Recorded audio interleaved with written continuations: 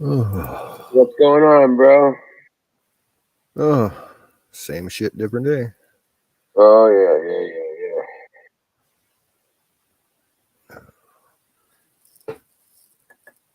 Oh man. Well, I gotta get up way early in the morning. Mm, Take the car into the shop to get it to safety inspection. lovely.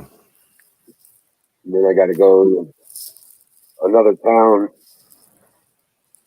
to the DMV and get the tags updated.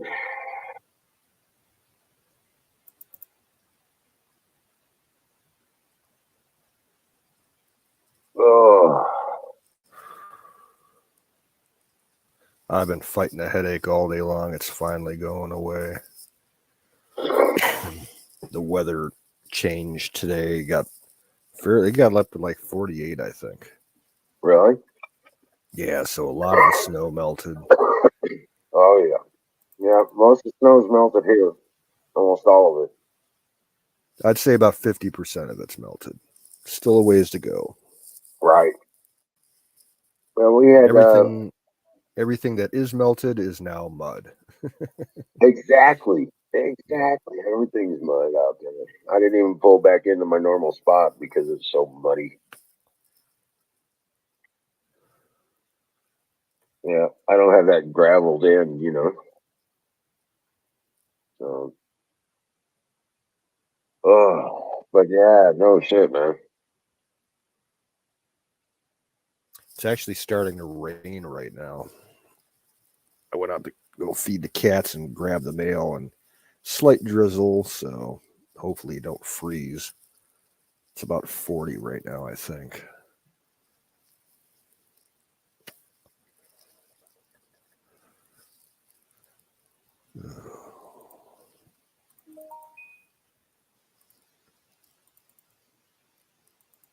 I was actually able to get out today and do some grocery shopping, which I haven't done in a while.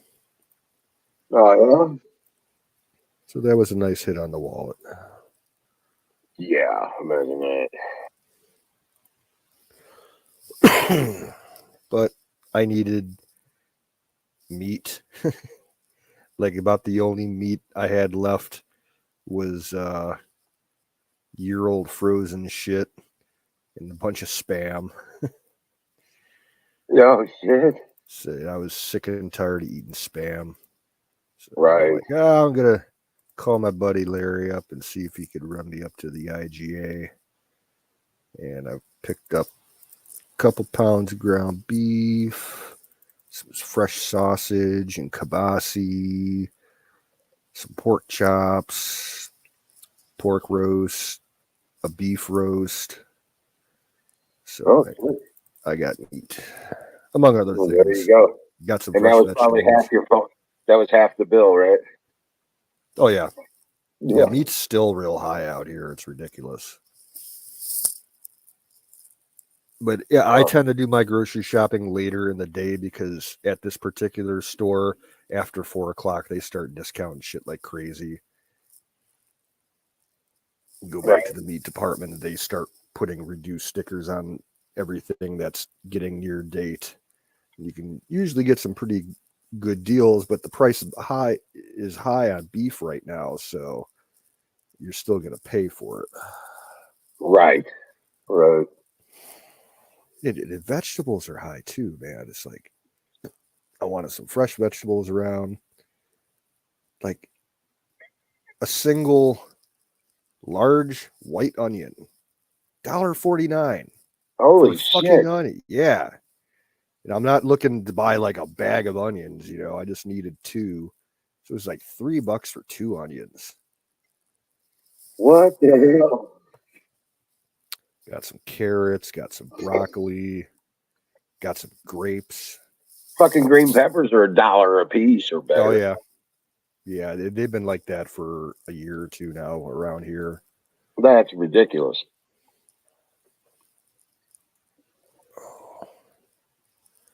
But I got grapes. That's like my favorite snacking food is just, Right. have a bowl full of grapes. Haven't had any in about a year, so I didn't mind paying the premium on that. Right. I stuck half of them in the freezer because frozen grapes are a good snack too. What's up, Nightingale? What's up, Battery? Hey, welcome in, Battery. What's up, Nightingale? Pack in a bowl right now. You got it. Fire in the bowl. Let me find my bowl. I'm gonna pass on this one. Wait until my headache is fully gone. Oh yeah. Yeah, I don't like smoking with a headache. It just makes it worse. Well, water, hydration. Oh yeah, get my water bottle right here.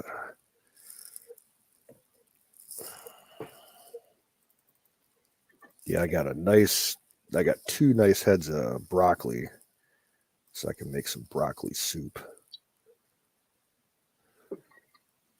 I'll probably do potato broccoli soup. Oh, there you go. Yeah, it sounds good.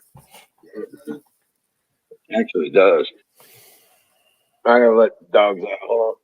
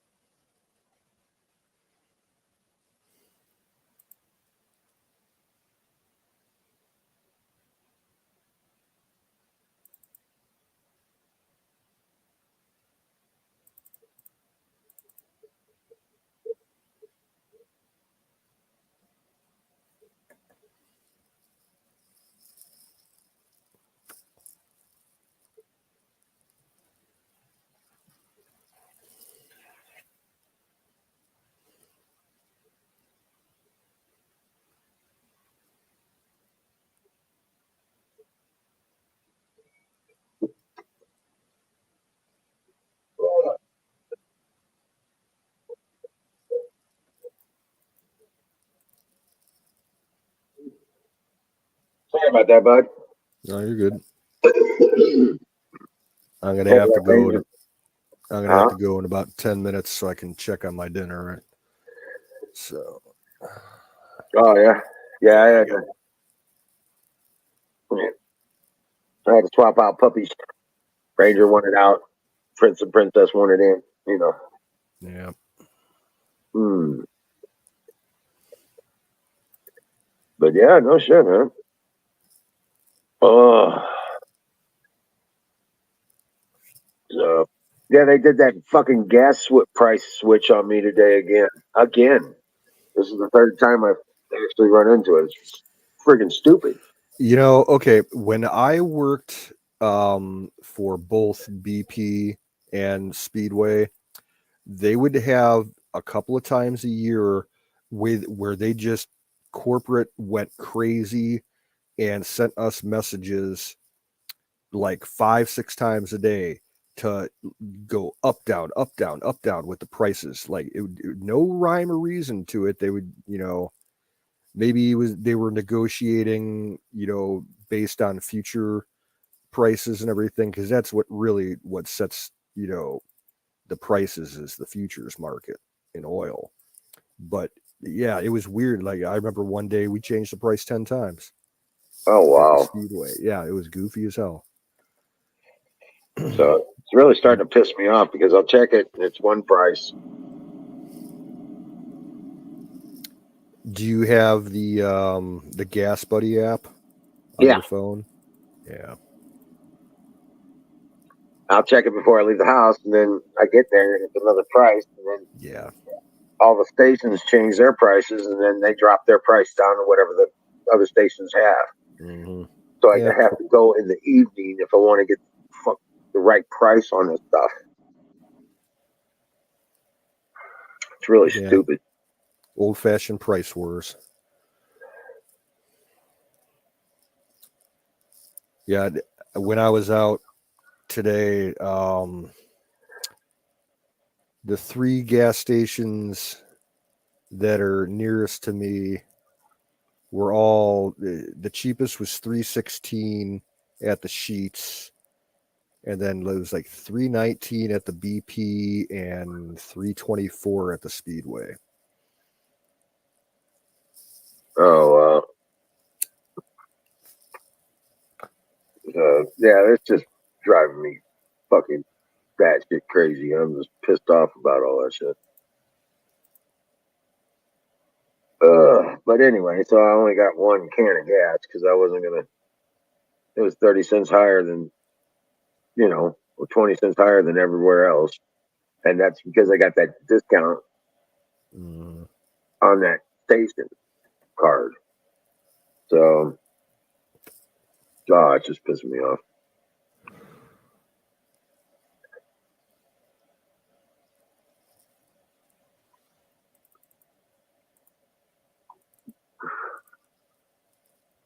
yeah, it's Uh, some of the things at the grocery store are just outrageous.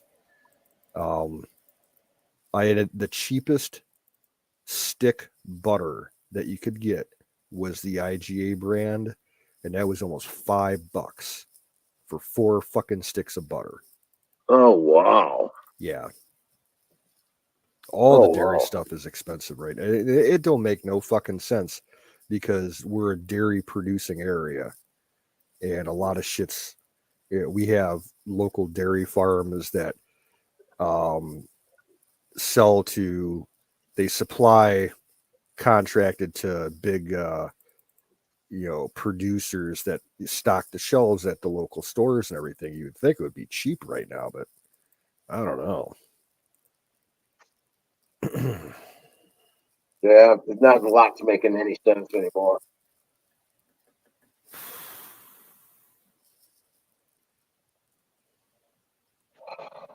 About the cheapest meat right now out here is still pork. Chicken's outrageous. Really, Yeah, I thought about getting a couple pounds of wings. Nope. $10 a pound or some shit. Yeah, almost, dude. All right, at my store in the deli, um, corned beef is almost $17 a pound. Oh my god. Yeah, it's absolutely ridiculous. Like we'll get somebody that comes into the deli and they're like, "Yeah, can I get like 2 pounds of corned beef?" We're making like corned beef roll ups or um, what do they call those Reuben sandwiches? And I'm like, Right? "Are you aware of the price right now?" And they're like, "No, not really." And I pointed out to them on the board, and they're like, "Holy shit! Thanks for letting me know before you sliced it up."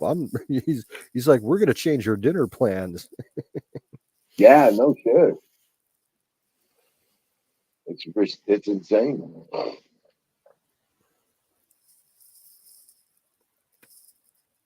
Yeah, so yeah, man.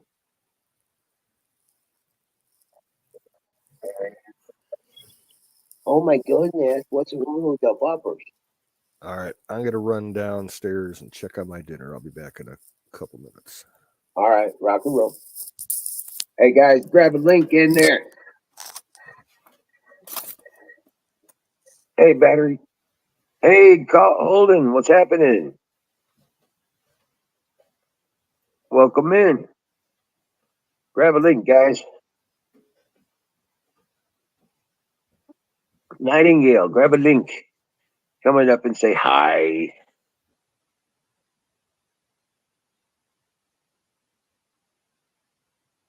Oh man, Tucker Carlson has been on point. Oh my god.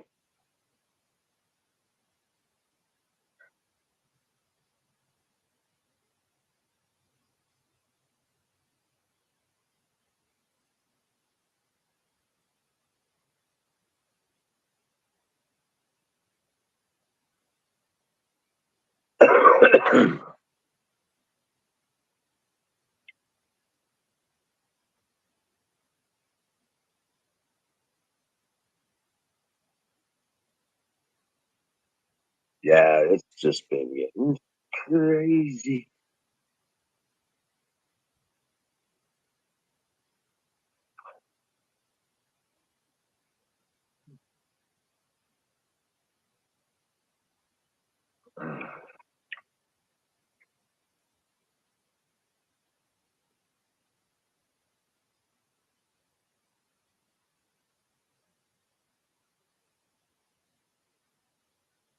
Oh man.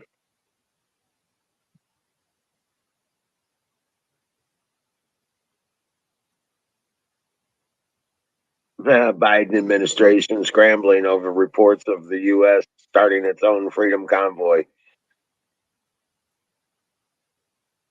Uh-oh.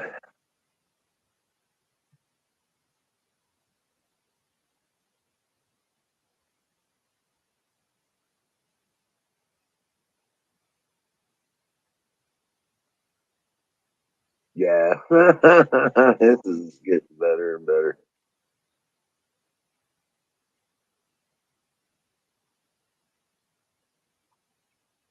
Oh man. So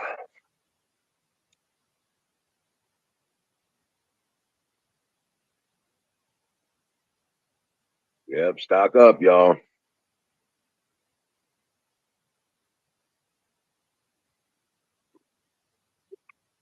You're gonna need about 90 days worth of food for you and everybody in your household, at least. Also water. Start start stacking water. Whatever reason. Hey Mama Don, how you doing? Welcome in. Yeah. It's it got into the 50s today and I got brave and shut off the the heat thing. Yeah. Now it's getting cold again for the night. Yeah. Oh, there's a good bubbles. Oh, where's your puppy? Where's your come here? Come here. Come here. Oh, come here. I think everybody wants to see you anyway. Yes, I do. Let me see about that. Okay, hold on. Hold on. No, don't go nowhere. Oh, oh, oh, oh. Come here. Oh, oh, oh. Right. It's Grant. Hi, say hi, Grant. He's a big puppy. He's getting bigger. He's bigger than me on my neck. Oh, mm. What is really wrong with you? Oh, there's a princess on my neck. Yes. Oh, oh yes, she's a big girl. Oh, yes, a big baby. But yeah, no shit, man. Look, she still looks like a puppy, but she's just proportionately good. Just good. Oh,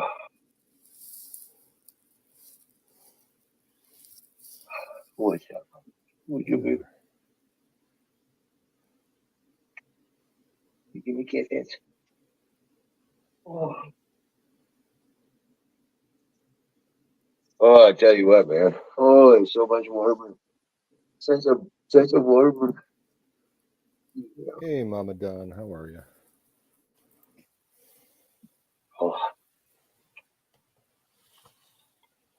oh, she's a good baby.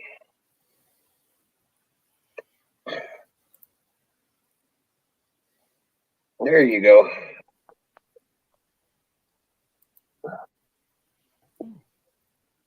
Well, I got 2 more rafters to put up, guys. And then I start on the roof. Can't hear you, battery. I got 2 more rafters to put up, then I put on the roof. Oh yeah. 76 degrees out in the desert. That's not a surprise. It felt like 70 degrees here today.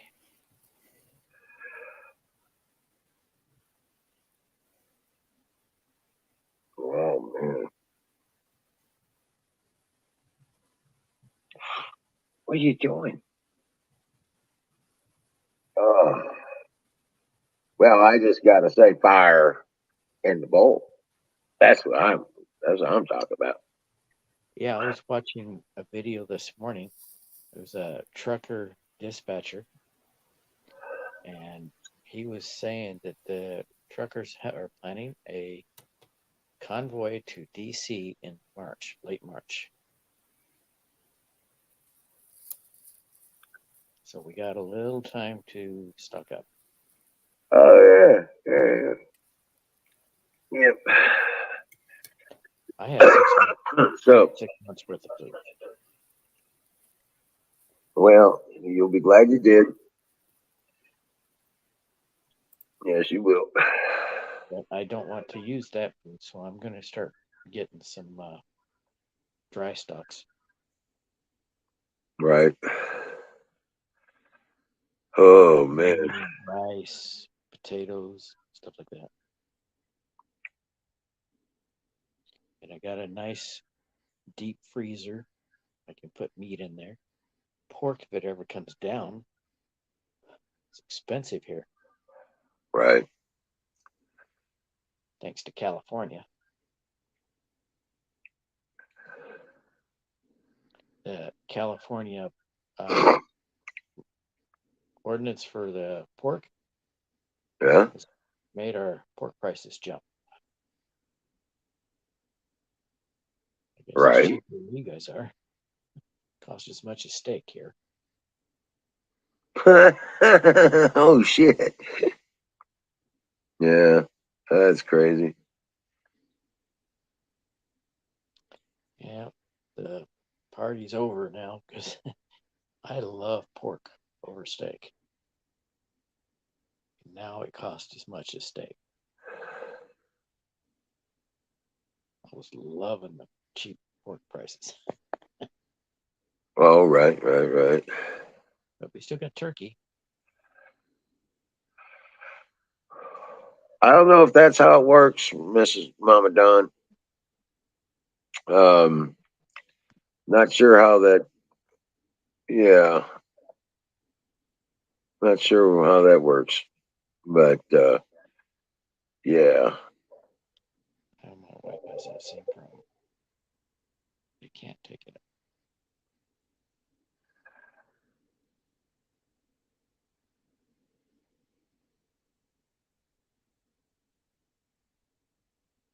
I would suggest checking out natural remedies for the hernia.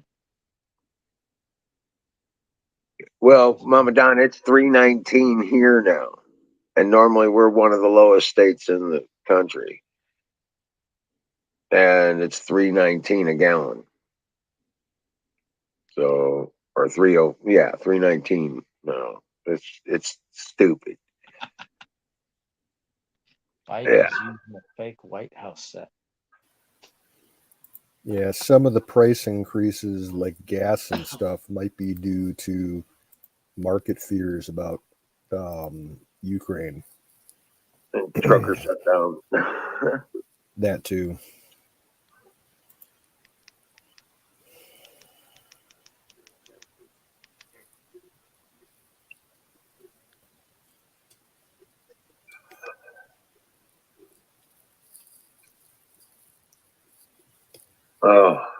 I'm just thankful that the days are getting longer. I'm still on solar, by the way, so I'm jamming. Great. Yeah, loving that. Stretching every bit of gasoline I can out of that solar system.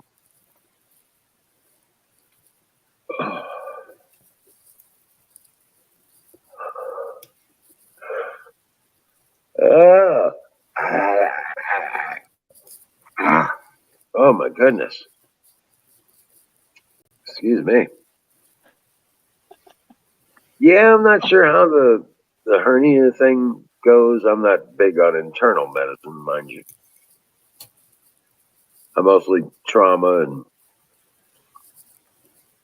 kind of emergency medicine stuff.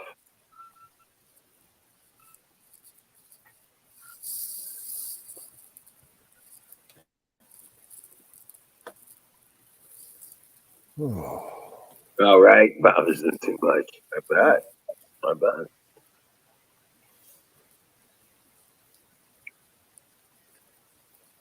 Oh, my fire in the bowl.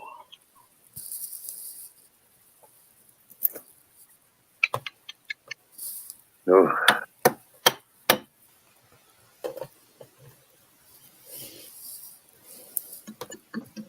Now just cleaning it out mostly. Ugh. So I can load it back up.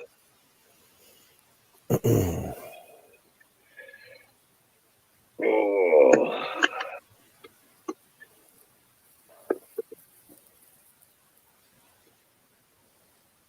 I tell you what, man.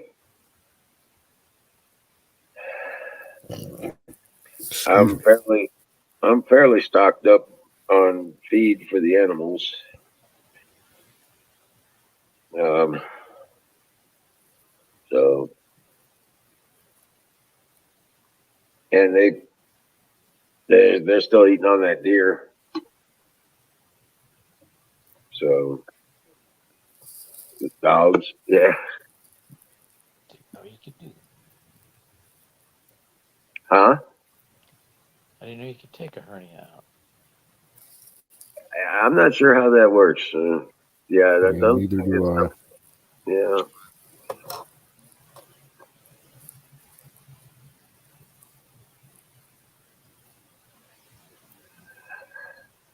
far as I'm aware, it's a rip in the muscles. So it's like you gotta have that fixed or sewed up. Don't. I know it's not fun. I hear it's painful. God Yeah, bless you. same here. Yeah. Thoughts and prayers out to him.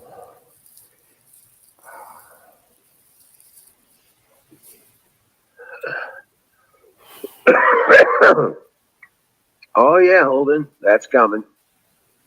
Now that the trust is broken, yep. And they realize that people are going to go to Bitcoin. It's going to start happening more and more now.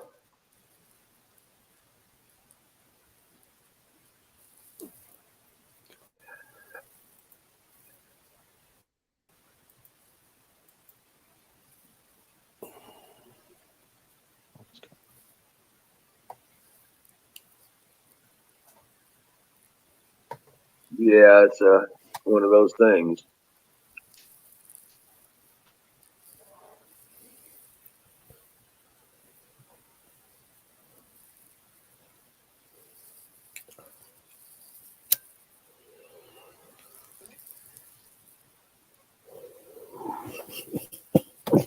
Oh, careful.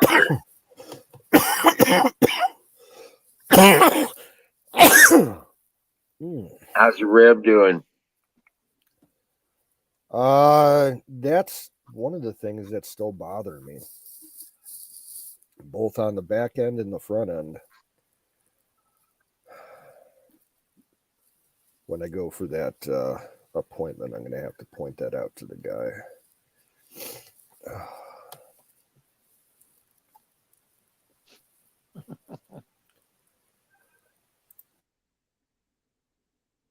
DOJ just confiscated 3 billion Bitcoin.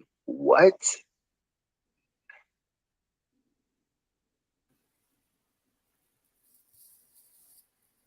How do you confiscate Bitcoin? Well, if you have the the wallet that Right. contains it and all the passwords or whatever you got set up, yeah, hypothetically, I think you could seize it. Steal it. Basically, yeah, yeah. Yeah, the government doesn't like Bitfeed or Bitcoin because they don't control it. They Right. can't tax it.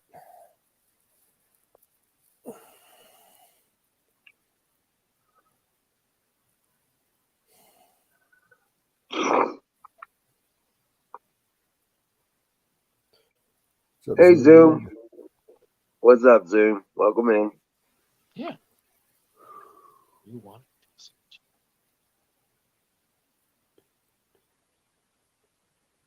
Yeah, but man, I tell you what, Tucker Carlson's been nailing it though. He's really putting them on a cross.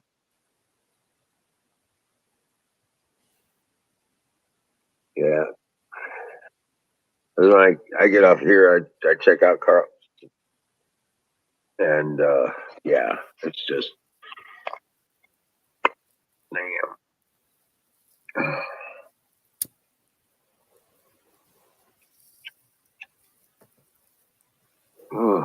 Well, if I go dark, I'll be back because I'm on solar power, so I don't know how long it's going to last. Okay, so I'm surprised it's still going, though. I'm really happy it is. It's just awesome.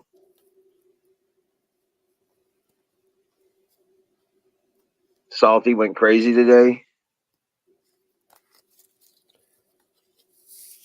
I don't Yeah, follow I him got at to see all.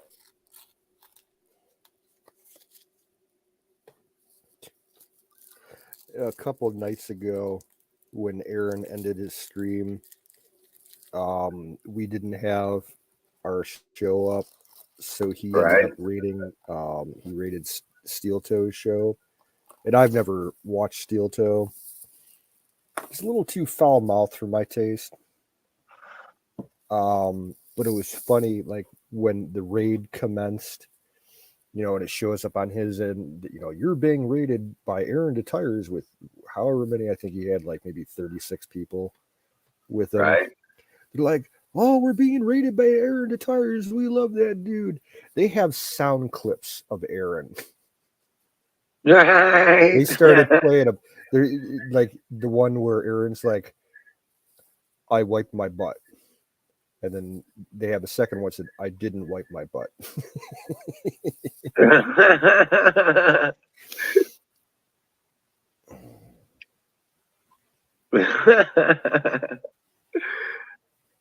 Oh.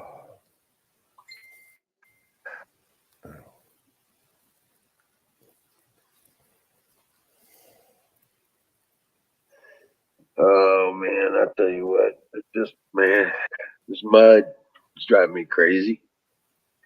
But at least the hoses all thawed out today. We got all that stuff. We got all the water systems fixed from the freeze and all that stuff. So that's all online and good to go. all the icicles and the ice dam build up above the gutters on the house melted out today. I'm happy about that. There's a Right. lot of ice up there. Your shingles okay at the gutter? I haven't gotten. I can't climb a ladder anyway. So Right. once everything, thaws out and freezes or melts away, I'll have a buddy come over and take a look at everything. I got to Right. get up on or have someone get up on the roof of the one big barn because there's been a couple shingles missing up there for quite a while now, a couple years. And I've got old stacks of shingles that haven't been used that were left over from previous jobs. that they can use to fix it, so it won't be that expensive. Oh, that. Oh man, yeah. It's just been kind of. What was he going crazy about, Mama Don?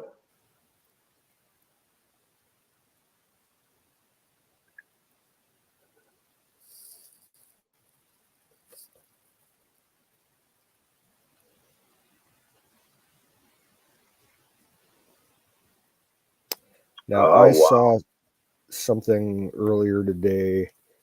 One of the YouTubers that I follow, her channel's just her name, Laurel, and she was she's in Michigan now, and she took a road trip out to Detroit today in the morning because she had heard that the big bridge between Detroit and Windsor got shut down today, and she was asking around, and apparently all the issues are on the Canadian side. It wasn't on the American side.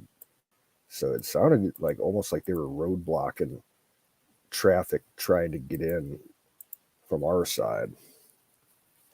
I don't know. Right. Well, but yeah, that's she was now. she was kind of pissed at her viewers because they all begged her to go down there because I guess she's like maybe like a 2 hour drive from Detroit. And she's like, I don't want to go to Detroit. You guys made me come into this fucking shithole. She's like, if at least I go out like during the daytime, I would not go out here at night to save my life. There's so many drug dealers and gangbangers running around. And it's like, yep, that's Detroit. It's Yeah. always been that way for a long time. What's up, Valentine? Welcome Hey, in. Good to Valentine. see you. Good to see you. Right, right. And I keep pushing him to do more. I want to get that solar system set up, going.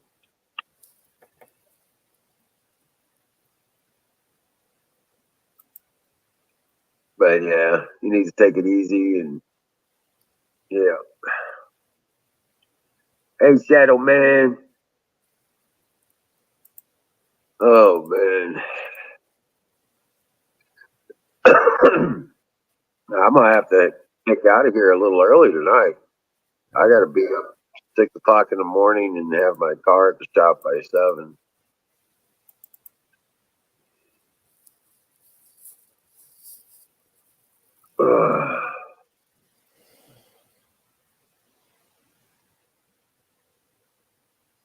Yep, exactly, Mama Don. Trudeau is a total lying sack of commie shit.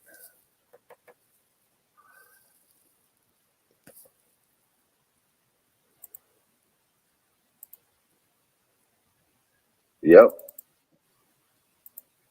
Someone I saw did a photo comparison of Trudeau, like current time, like right around now, and with him just a year ago. He doesn't look like he's in the best of health. I don't know if it was the lighting of the picture, but he looked like shit. His skin was all sallow and sagging and everything. Trudeau Trudeau is trying to gin up hate for the truckers. They Well, weren't he's trying to destroy Canada. It's not just the truckers; it's everything that's good and right in Canada. He wants to quash it. He's been that way ever since he got elected.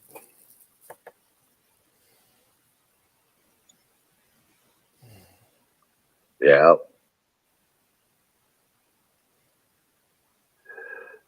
they've been blocking the border with the trucks. Yep. Valentine, are you? Is the Ambassador Bridge? Um, the big one that's in Detroit? Because I know there's a couple bridges in that area over there. I can never. The only bridge I remember the name of is the Peace Bridge up in Buffalo.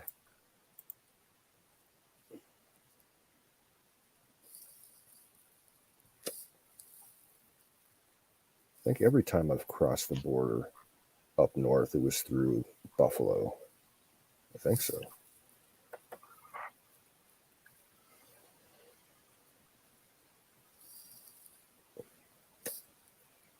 Yeah. Okay. Yeah. Because the girl that I saw that doing her live thing down there said that the crossing officials told her, nothing's going to get through today or tonight on this bridge. He's like, if you need to go over there's a bridge a little bit north of there, the Blue Water Bridge. Right. He said, plan on waiting for hours and hours.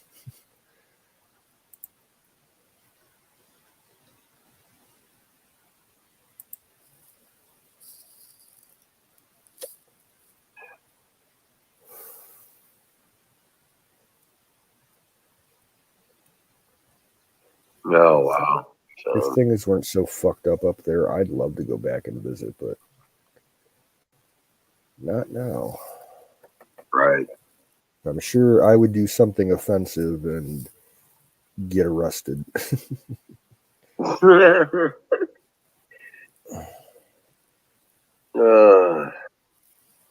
Like being a white male American.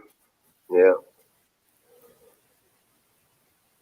Well, no, okay. The last time that I tried to get up to Canada when I got turned away was probably about 2003. Yeah, 2003.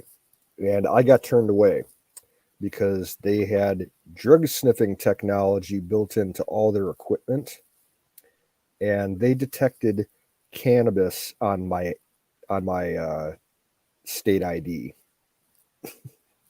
What the hell? Yeah, like at one point in time, I must have been like crumbling weed up to roll a joint and using my ID card, kind of scoop it up into the bowl and everything, or into the paper. Right. We used Yeah, they're to like, declare. we're not letting you across. I'm like, why? He's like, because you tested positive for drugs on your identification. Like, what? And like, I didn't understand it. I asked the guy, I'm like, fine, I'm not going to argue the point. But I'm just How's that possible? wondering, I'm like, how do you know? And he's like, well, we got sniffers. And I know that they've had portable handheld units that they can walk around a room with and point it at somebody to see if it picks up a scent. But he's like, no, it's embedded in all the technology that they use to process the information. So, like all the computers and the passport scanners and all that shit, um, where they have like it's almost like at an airport when you're loading your luggage for inspection, and it's on that little, revolving, or that like a grocery store belt, Right. moving stuff forward.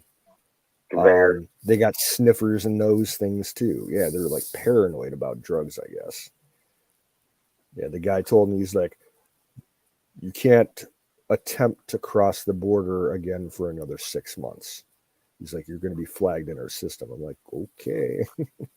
Right. And I wasn't gonna push the issue because, like, this is before they even checked, inspected anything, and I did have a little bit of weed on me that, probably would have got me in jail. Hey, Jason. Yeah, Valentine says she's surprised that she was even able to make it down there. The police have all the entrance ramps blocked to get on the expressway.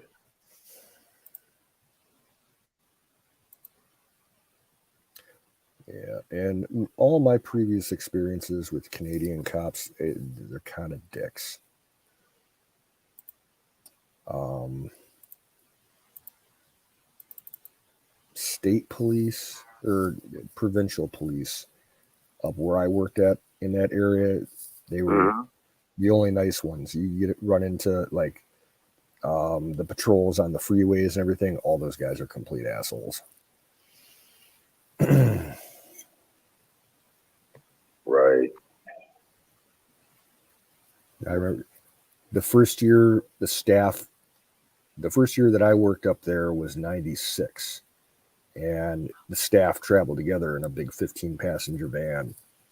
And Right. as we were leaving Canada, going back into New York, we got, they stopped us at in line at the inspection lane, and they're like, "You got any food that you're bringing back?" And we're like, "Yeah, we got some, berries that we picked." They confiscated all our fucking blueberries. We had like 40 pounds of blueberries with us. Oh You my you God. can't transport native plants and stuff across the border. I'm like, oh man. So those guys were snacking on that shit all for the next couple of days. Right. That's ridiculous.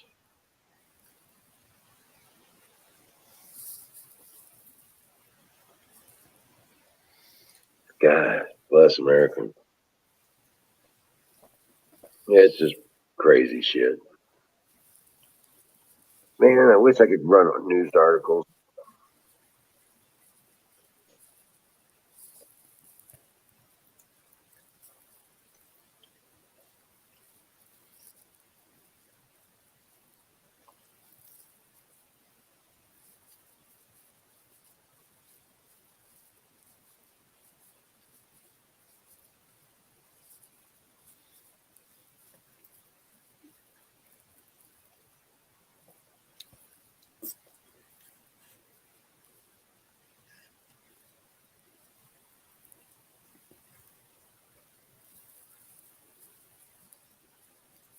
I was just looking through some of the stuff.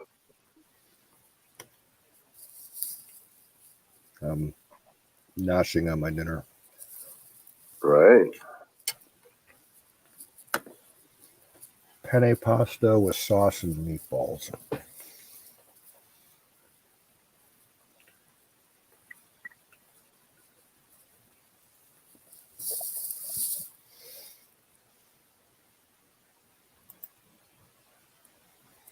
Well, that's good. I hope he gets a nice uninterrupted sleep.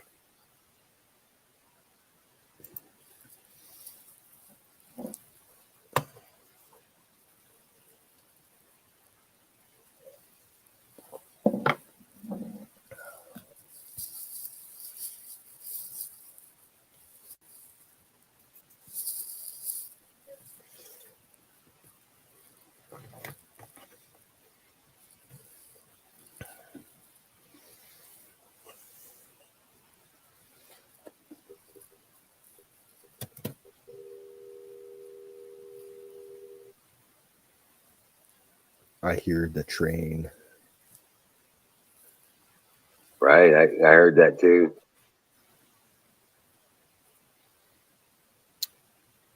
Mama Don made beef tenderloin and green peppers, onions, and garlic and soy sauce. And Don had some rice on this. Oh, it sounds delicious.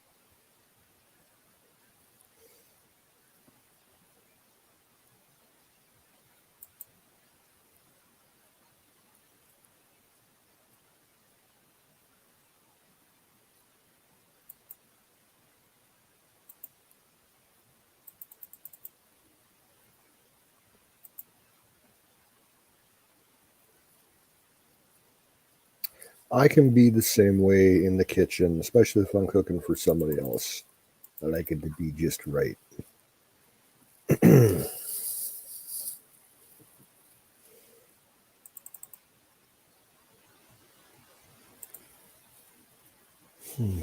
Yep. Fire in the bowl. Fire in the bowl. Brought to you by Sausage Gravy Biscuit Farms. .com. .com.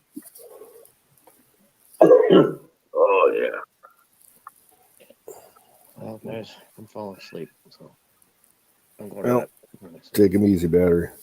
I woke up at 2:30 this morning from a food dream. Made me hungry, so I got something to eat. And then I couldn't sleep. It's kicking my ass. Chewbacca. Ah, I hope I yeah. don't do it again. So, good night. All right. Take care, bro. Dream well, Patriot.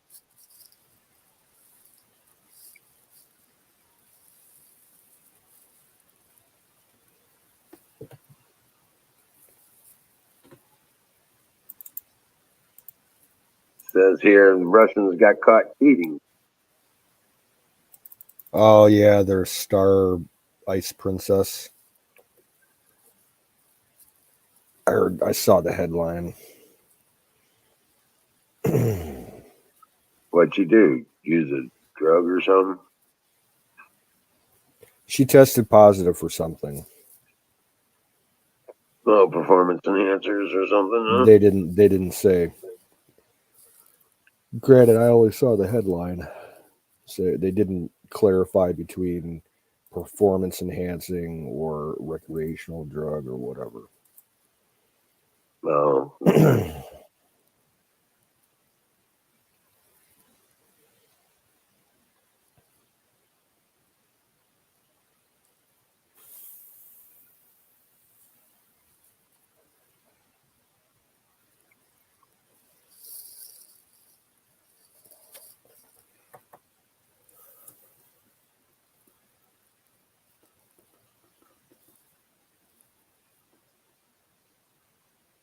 Now, the big thing that I saw newsworthy today, you know that I follow Monkeyworks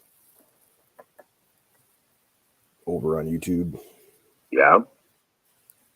He was tracking the radar today here, and he said that today's peak count of military aircraft was almost 500 aircraft flying over the U.S.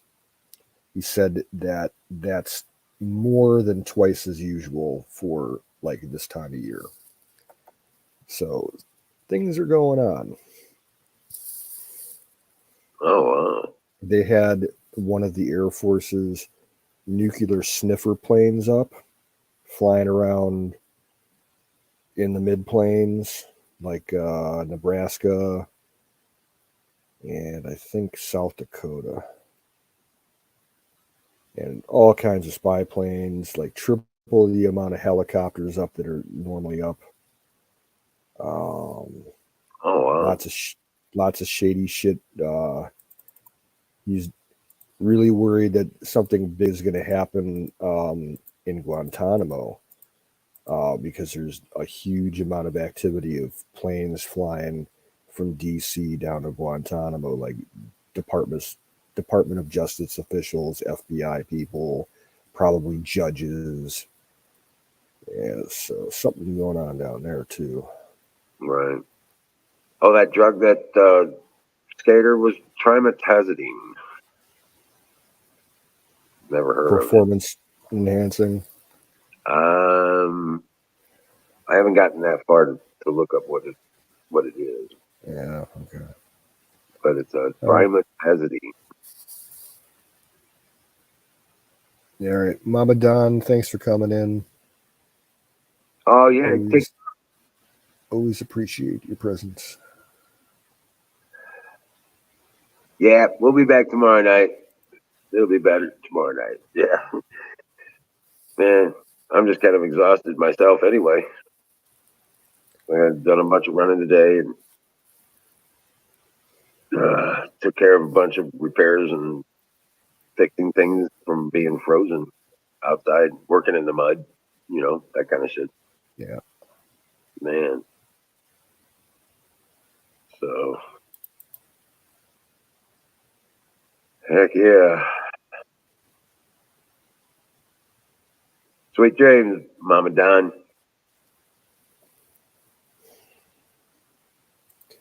A lot of the regulars, I think, are still over at Butch's stream. Oh, yeah. And Michelle went live about the same time we did. Mm.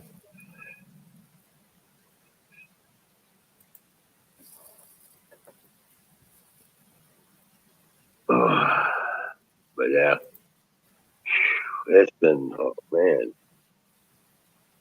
it's so muddy. I couldn't even pull back into my spot. I didn't even try.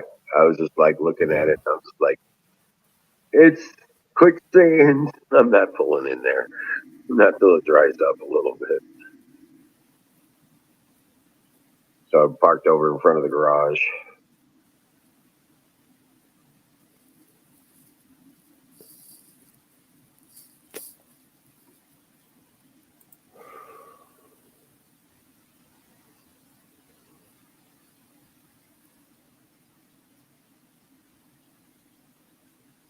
Holden says there's a high profile trial happening in Cuba.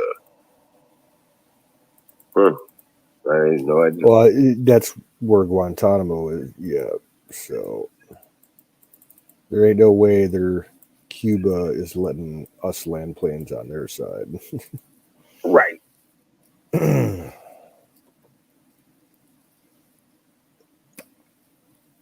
There's been a lot of activity going on down there for over a year. I think a lot of those detainees that have been there forever are finally getting their cases heard. Right.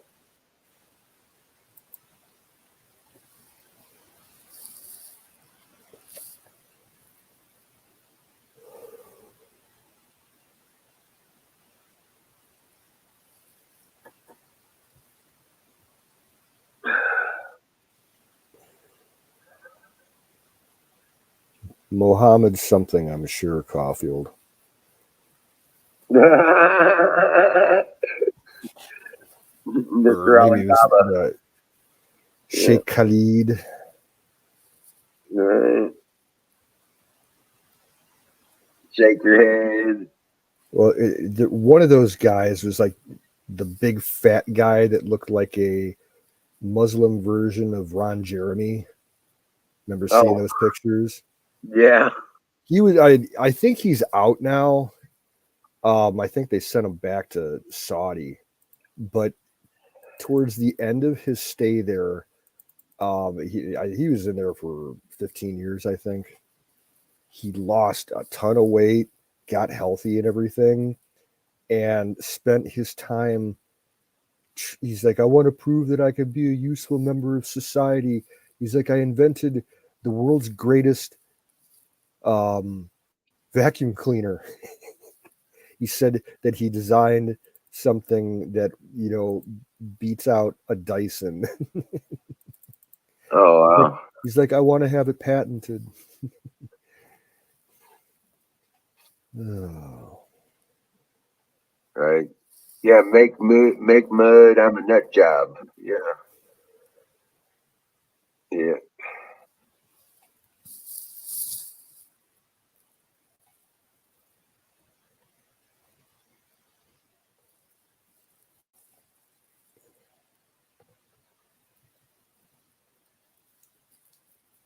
So I couldn't settle big noodle. Right? That's funny shit.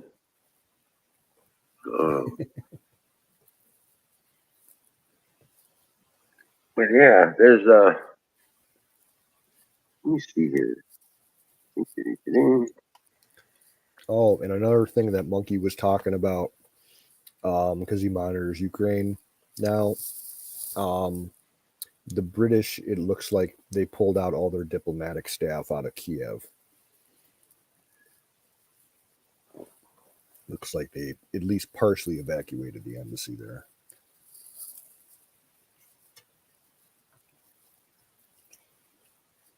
Oh, really? Mm-hmm. Somebody needs to get McConnell the hell out of there.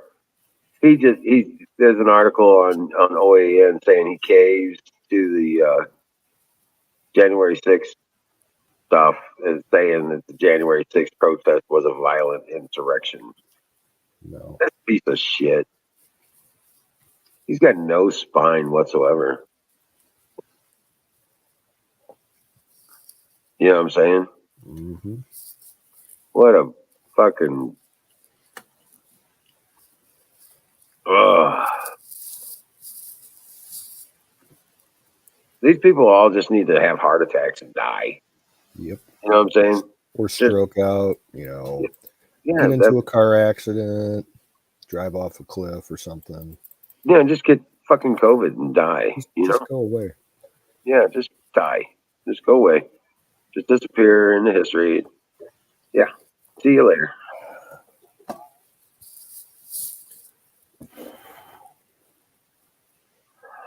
Pieces of shit.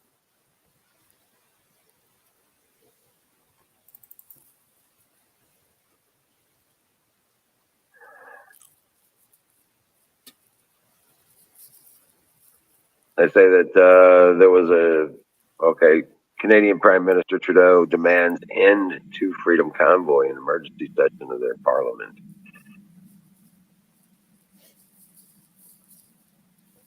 Unreal. The one political piece, as far as U.S. news goes today, that I saw, that new mayor of New York City, I think his name's Bibb.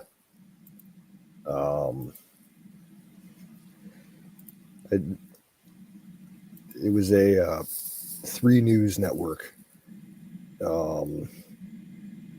with Gary Franchi. Right. The piece was about he was covering a story written by a Gateway pundit reporter, and it was about how this new mayor is trying to forcibly pass new restrictions on food within the city, trying to force everybody to be vegan.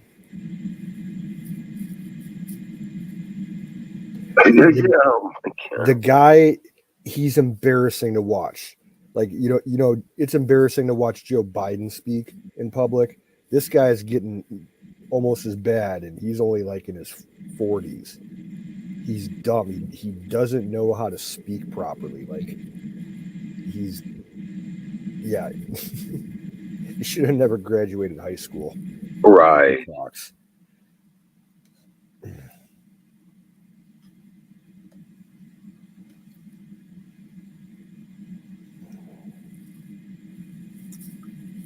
Jeez.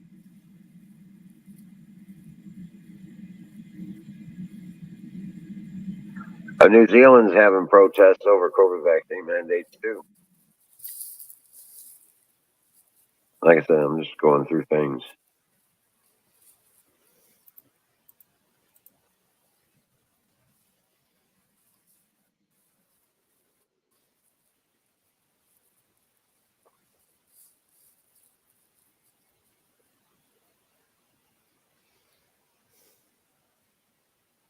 And the current administration's having problems with Marshall Islands. They're saying with Lincoln in the Pacific, Marshall Islands does talks on U.S. military access is stalled. Oh, wow.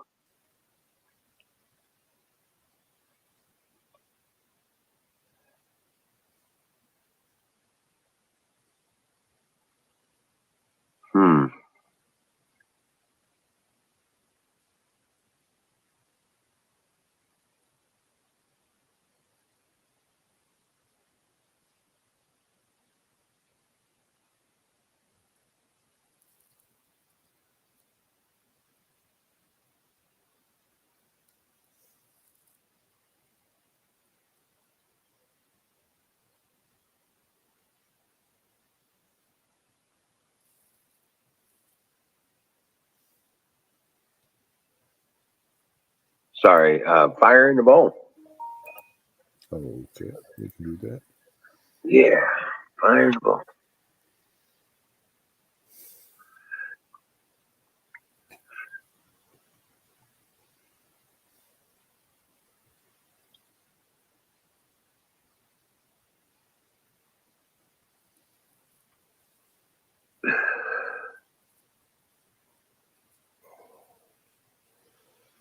Hey, Kimmy.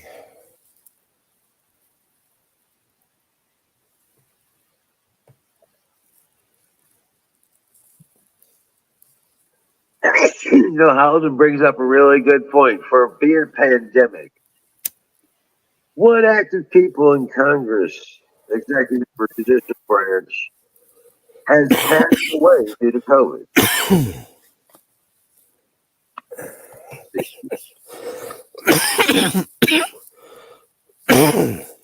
Pardon God bless you. me.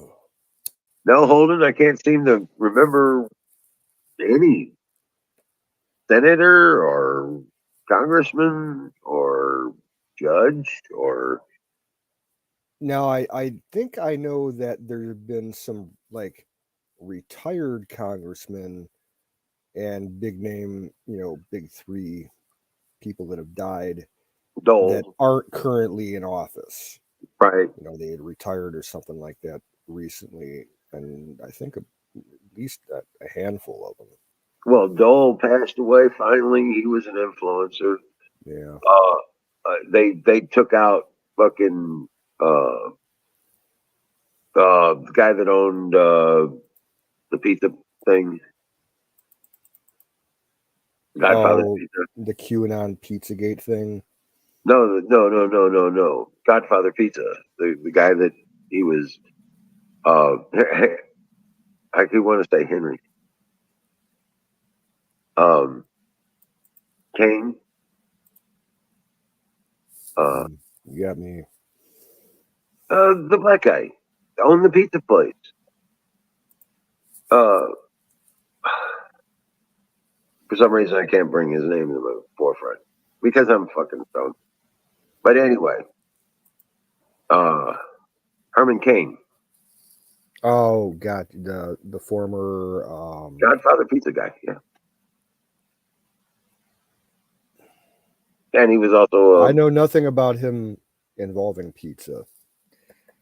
He was a former presidential candidate, wasn't he? yep, Yeah. yep, and he was also a former sat on the board of governors for the Federal Reserve too.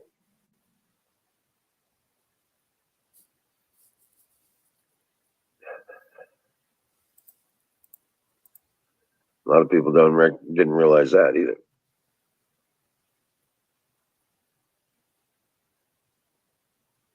But yeah, Herman Cain, yeah, they killed him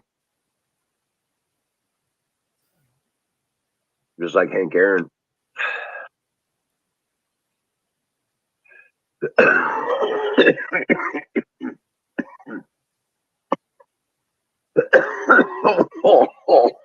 It's just my turn. Hold on a second.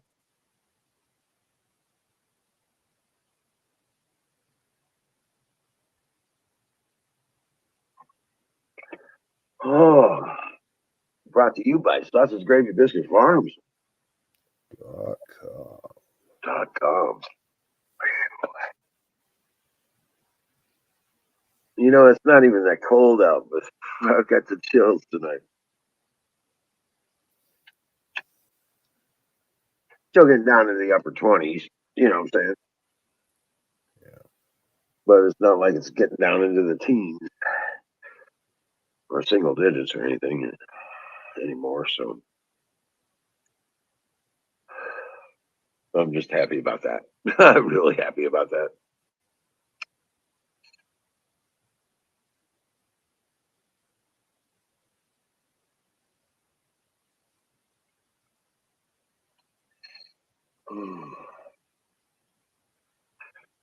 Just a second, I'll be right back.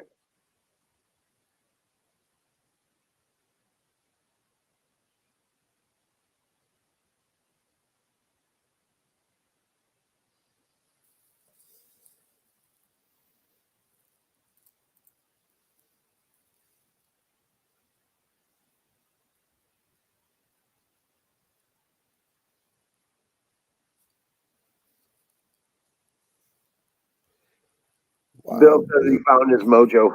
Wild Bill found the mojo. Right.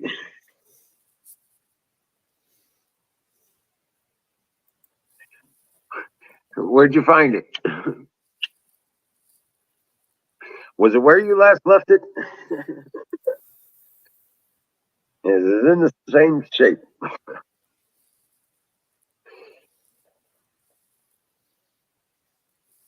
Yeah, good deal.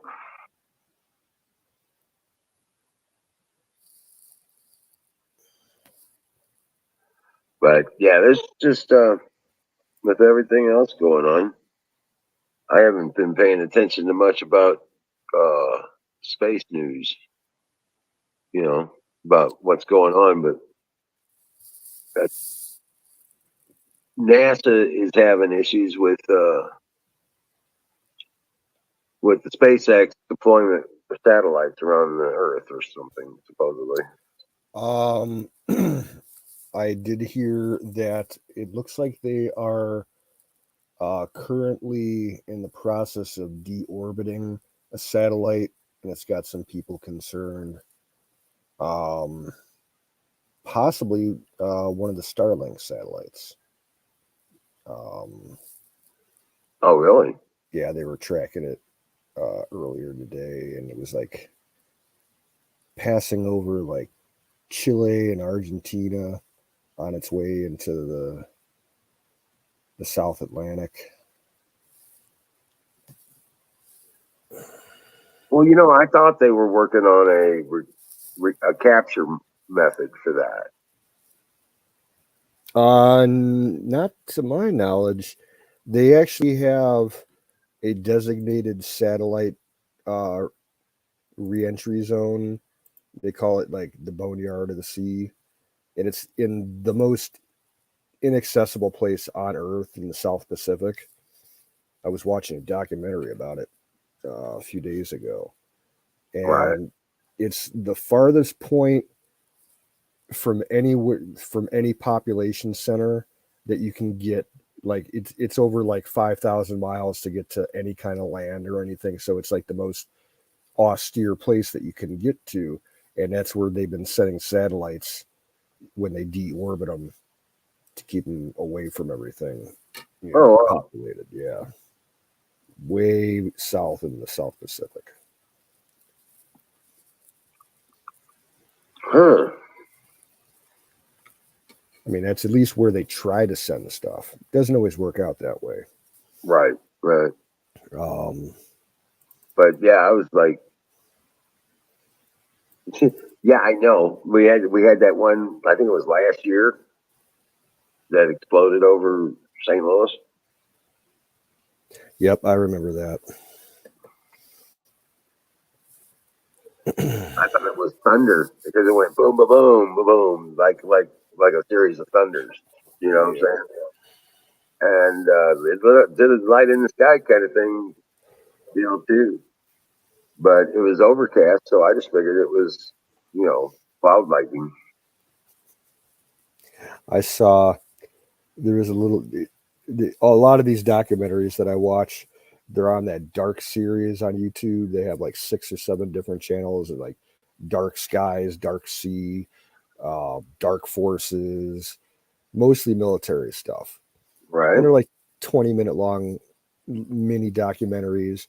And they had one that I saw today. Oh God, what was it? It was hilarious. Completely lost it. Never mind. You said you had one that you saw today. uh, well, no, I forget how that related to what we were just talking about beforehand. Oh, about the satellite recovery stuff. Yeah. Oh yeah, yeah, yeah.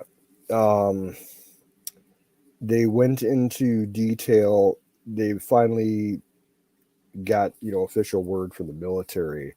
They released the details from like back in I think 2008. Um, we shot down that satellite over the Pacific that was coming down, and we used our ship-based interceptor missiles, the SM. I think it was the SM-3 back then. We're up to SM-6 now. Oh, wow. Um, and they had 3 uh, Arleigh Burt-class destroyers with these missiles out in the Pacific, and China and North Korea were all trying to say that we were like trying to get away with bypassing one of the treaties that we had for testing and stuff. And it's like, no, we got to, blow this thing up because it had a very good chance of like exploding over a city somewhere. And they went into all the details about how they shot it down. And the ship that actually fired the missile was called the USS Lake Erie. That's the big Great Lake that's out by me. Right. I always thought that was Oh, cool. Oh.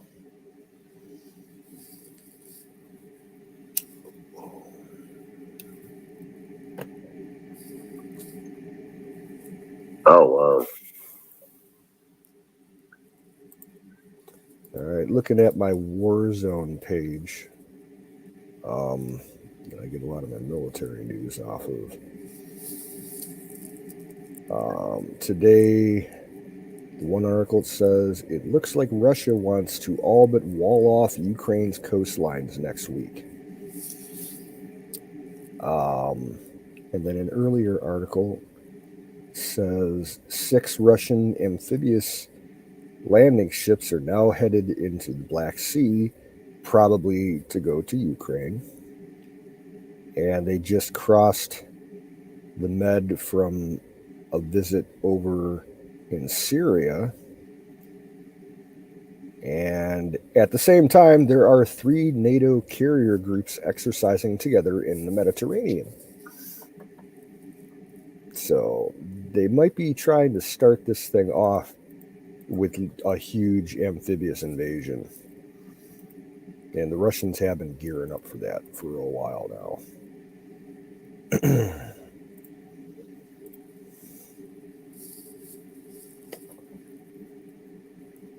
In fact, I think it would, whatever the city was on the Black Sea, I think, where they had the Olympics there like 10 years ago. Someone was Right. on the beach there, I think a year or two ago, and they took video of them just lounging on the beach, and all of a sudden, um, coming into from the sea onto that beach were like a dozen of Russia's big, huge hovercraft that they Oh, land yeah. troops and trucks on, followed by like landing ships and then helicopters and stuff. They were just doing a training exercise, but they didn't tell anybody in the town. So the beach got fucking invaded in that big resort area that they built for the Olympics. I remember seeing that video. That would happen like about a year and a half or 2 years ago or something like Yeah, that. something like that. Yeah. Yeah, it was a monster son of Yeah, a bitch. their hovercraft are huge. They're a lot bigger than ours. They were like ships. They weren't like hovercraft. They were like ships. Yeah. It was friggin' it was like roll a base in and just there you go. You know what I'm saying? Yep. Because that's effectively what they did. They ran that thing up on the beach and then lowered the ramps and just had you could have battalions of tanks on that son of a bitch. Yep. Oh, that was another thing that I saw today. Um, one of those documentaries.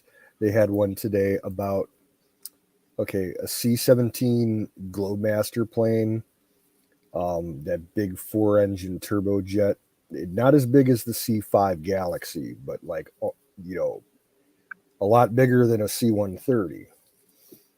And Right. they were doing a training mission outside of Fort Bragg, and they had a little bitty accidente where they had the plane loaded down with Humvees, and they accidentally jettisoned a Humvee where they didn't want to, Oh and really?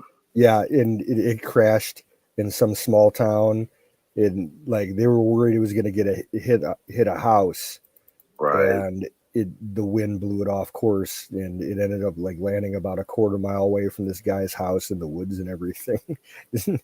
Free Humvees falling from the sky. Right? Of course, I don't know what kind of shape it be in when it hit the ground. Oh no, it was completely fucking totaled. Well, I'm sure. I'm sure. But it Yeah. like destroyed some big trees. Like just took the entire fucking tree out, blew, shattered it, and crushed it. Right. Right. Well, something falling at terminal velocity weighing 4 or 5 tons. You know what I'm saying? It's going to do that. There was a similar incident a few years ago in Germany where we were training over there. Same thing. It was I think it was a C-17. They dropped accidentally. They dropped a fucking tank in Abrams, Oh shit! and they were flying probably about 2,000 feet over some farm valley, and the video perspective is from the ground, and this guy's watching it. And he had like the radio with him that you could hear, the pilot and the ground control people, and Right? all of a sudden you hear from the pilot, "Mayday, mayday, mayday, misdrop, misdrop, misdrop," and they're like, "Oh, did somebody fall out? The deck." They thought someone fell out with with or without a parachute. Like, negative, negative. We just lost the Abrams. They're like, "What? Yeah, we just lost a fucking tank. Run!" Right? And then you see the guy on the ground filming it, and you hear him say, "Holy fuck, somebody just lost their job." Right.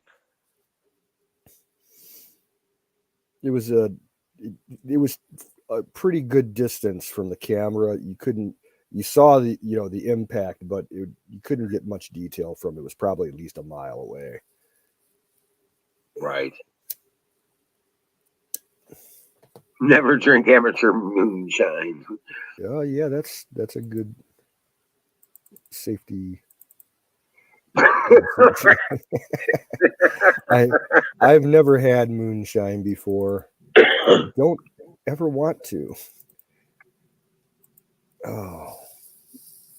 Oh Now, god. I would have drank Jack's moonshine. He knew what the fuck he was doing. Yeah. Oh. Yeah, he did. He had the process down to science. Yeah. I bet Wild Bill knows how to make moonshine. Something tells me he does. Yo.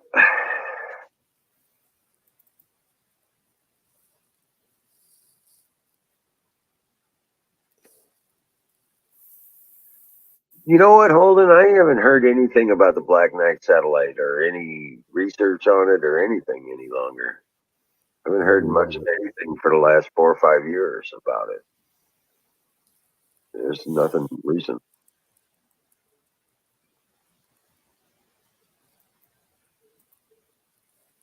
Well, here's a link for the chat if anybody wants to get in before we shut things down.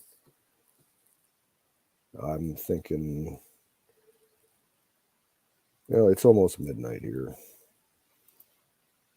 I know you said you wanted to get to bed early because you got to get up early. Yeah, yeah, I do. I gotta get up 6 a.m. on the ball, and I gotta have the vehicle up there 7 a.m. for the inspection. I'm gonna clean house. What's up, Bill? Hey, I think everybody's over at Deer Butch's. Yep, that's what I was saying earlier. Yep. Well, maybe we could do a raid over to Deer Butchers and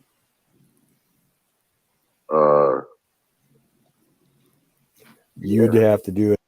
Don't have the I don't have right, the ability to do it. right. That's on. Yeah, we could do a raid over to Deer Butchers. That'd be cool. Yep. I think that's why the stream's kind of slow tonight. That's okay. That's all right. Yeah, don't have a problem with that. Doesn't have to be wild and crazy every night.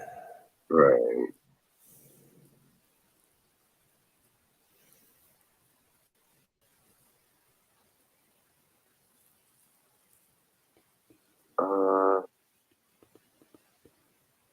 Okay, hold on.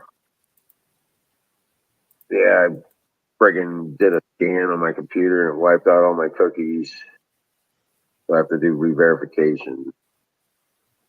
Well, we had in my area, we were dealing with a big multi-state outage of the WOW network for cable and internet. They had some kind of server issue, like no one could get DNS lockup. Like over like 2 million customers couldn't get online for almost a day and a half. That was the issue that I was having with my internet the other night. Oh yeah. All right, guys, I'm gonna send those that are on. Let's see here.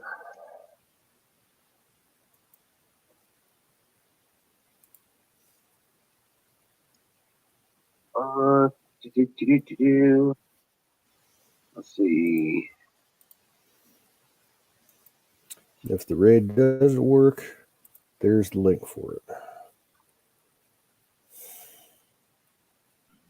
Yeah, I was just kind of helping out coming up here. Yeah, no problem. Thank you. Now all of a sudden you can't find Gearbutch's channel. Hold on a second. What the hell?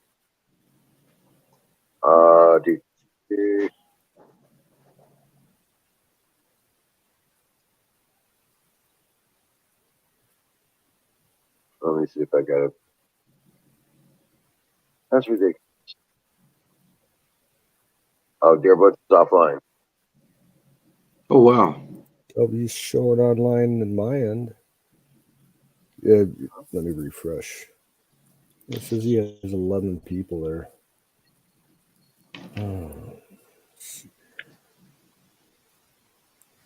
I just kind of lost track of time. No, Gearbutch isn't online right now, according to my screen. Okay, he must have just shut down in the last couple of minutes then. Makes sense. It's midnight. Oh, it's only 9:59 here. Well, yeah, those that live out in the desert west. Oh. Yeah. It's all good. Well, I know you guys probably like to get up early too. Well, there are those but it almost never happens. almost never, right? But yeah, I just gotta have. I got an early appointment to get my car inspected and get But that. I'm glad Kimmy actually popped in the chat yesterday. Yeah. She was in the chat tonight too. Was she? Yeah. And she was on screen a couple nights ago. 2 or 3 nights ago. The last 2 or 3 nights, actually. Well, you know, when she's not on, I start worrying because she's usually on. Hey, Miriam. Hey, there's Miriam. Miriam. Okay, yeah. Shadow's here, Deer's here, so he just shut down. Yeah. We were gonna raid you. Why'd you shut down? Right.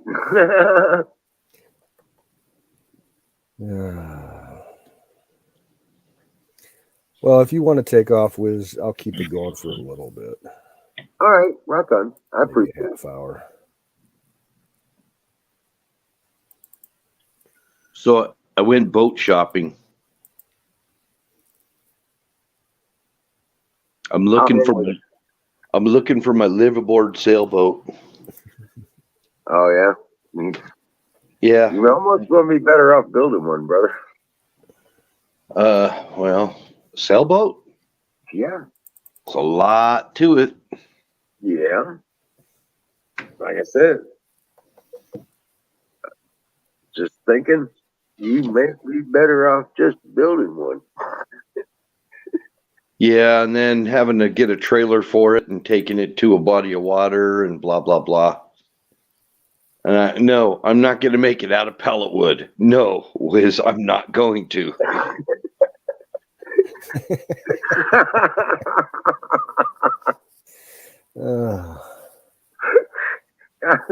We were talking about building one of those shanty boats. For you, not for me. I was just recommending it. Oh, well, okay. I thought you was going to build a shanty boat. Well, I thought you wanted a shanty boat. No, That's you why were I the was. one that was wanting the shanty. You thought it was so Well, cool. that is kind of a cool way to, you know, it is a way. Yeah, Not the closest cool. I came to that was building a portable dock for the lake we plan on putting in here. Well, Yeah, see, people are really getting old boats and fixing them up to live on them because rent and housing and everything is getting sky high. right.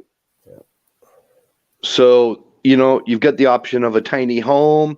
You got to buy land for it and blah, blah, blah. You don't have to buy any land. You just get the boat and freaking get it ready to go. That's it.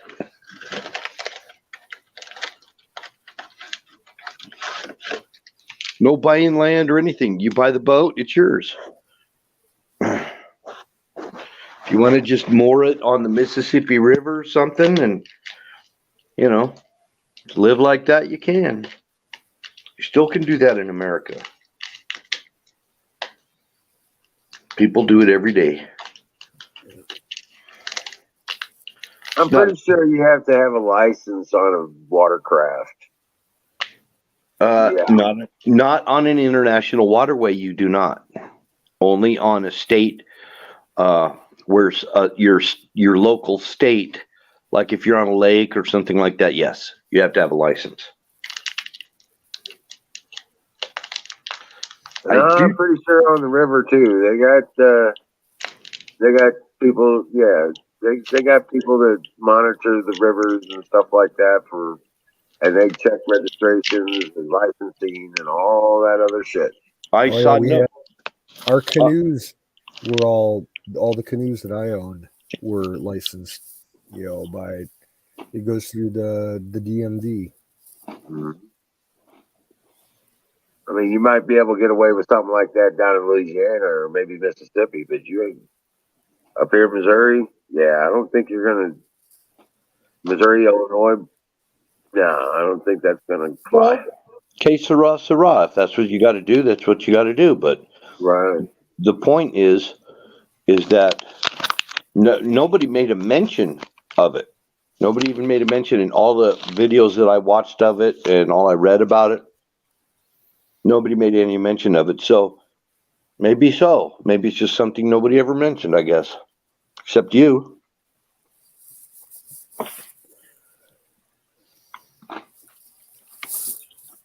Okay.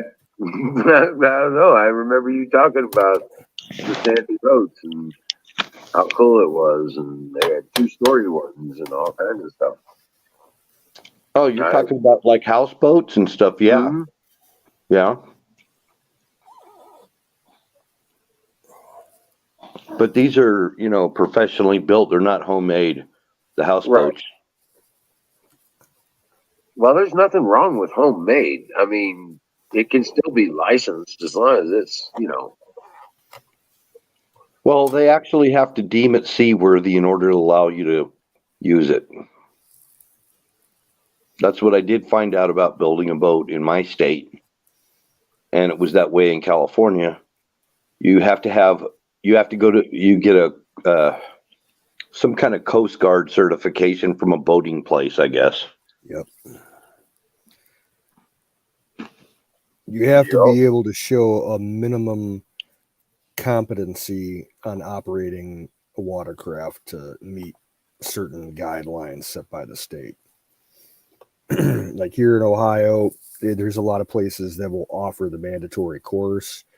And then for people that want to get more trained in it, they have the Power Squadron program where you can take, in-depth courses and actually learn how to navigate correctly and actually especially for sailboats, because a lot of people don't have a clue how sailboats work with the rigging and the sails and everything. So Well, all the boats here have a little sticker they put on the boat, on the hull of the boat, with an identification number. Yeah.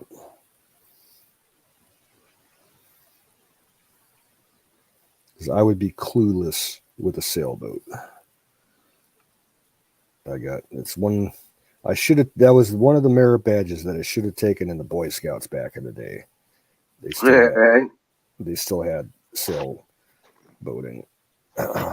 Now, I got the canoeing merit badge. So now, when you're in international waters, or when you're going into a foreign port, you're required to fly the flag of the country that you're from.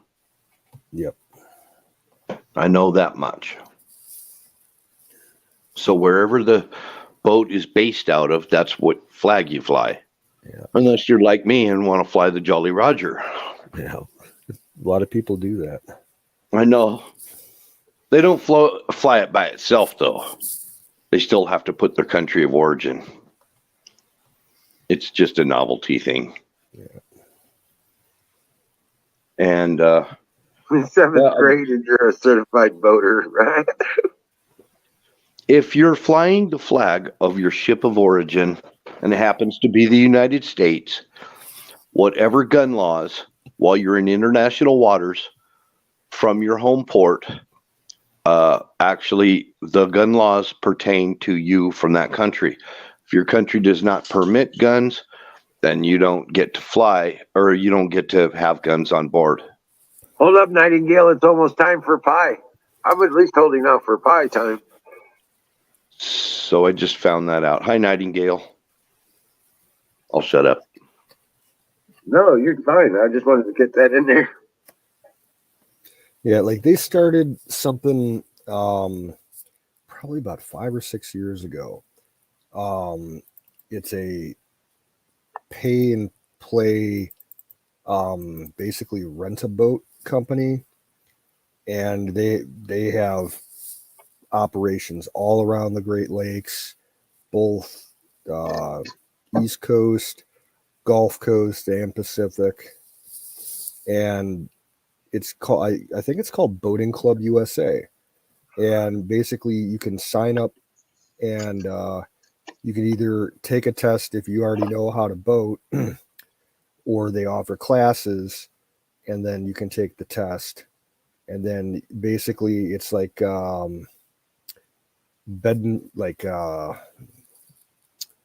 what's the word I'm looking for? They own a fleet of boats, and you can go and pay a fee per year, and you can go to any of the places that they have operations, and if they got a boat, you can take it out.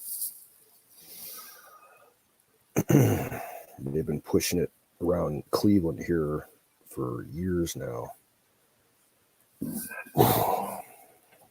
Oh, wow. I've never really looked into it. I'm sure it's expensive as hell. Now on the Merrimack River, if it's just a floating thing, you know what I'm saying, you're good to go.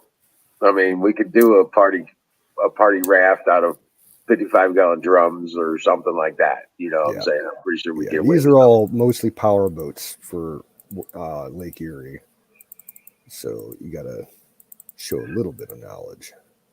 Right. But you remember, you got to get it there and back. And back. Right.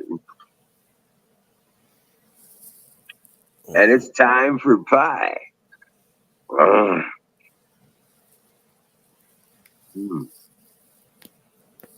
Blueberry pie. I remember the first time that I drove a boat. It was out on Lake Erie. It was like probably like a 32-foot long fishing cabin cruiser. And we were out there, actually, my Boy Scout troop was on a water skiing trip for the weekend. We were using those boats to water ski with, and I never tried it before, so I tried some water skiing. I spent an hour on trying it. I could not get out of the water on the skis. So basically I said, fuck this, I'll just ride in the boat and learn shit. And I was, watching the guy who was driving for, 3 or 4 hours, and then finally he's like, you want to try it out? And I'm like, yeah, sure. And I no problem. It was just like, almost like a video game. Right. And then he's like, well, he was watching me do it for about an hour, and then he's like, okay, well, you can finish up for the day. And I'm like, what do you mean? He's like, well, we're gonna let like 3 or 4 other kids ski, and then we're gonna go back to the port and dock. He's like, you think you could dock it? I'm like, I can try. You better be up here with me. So he stayed up there and I learned how to, maneuver the boat. Yeah, it was kind of nerve wracking because I was only like, I think I was like probably 12 years old at the time. Oh, wow. Yeah.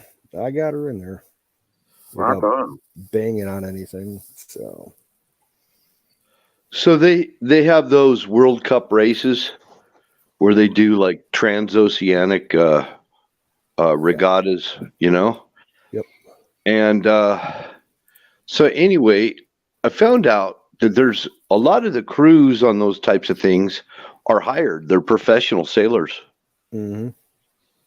I mean, what a life. You're like, you get to be a crew member of one of the highest speed sailboats in the world, making a trip to New Zealand or whatever. That'd be fun. I don't know if I'm too old for that or not, but now they've been doing it on and off for 20 years or so in Cleveland. They don't do it every year, but like every 3 or 4 years, they have what they call the Cleveland Tall Ship Challenge. mm-hmm. And you get some actually old, still working boats. Some of them are a couple hundred years old. And they have someone made way back, like 100 years ago, a complete 2-spec replica of one of the boats that was used on the Battle of Lake Erie, like back in early 1800s during the war with Britain, and War of 1812.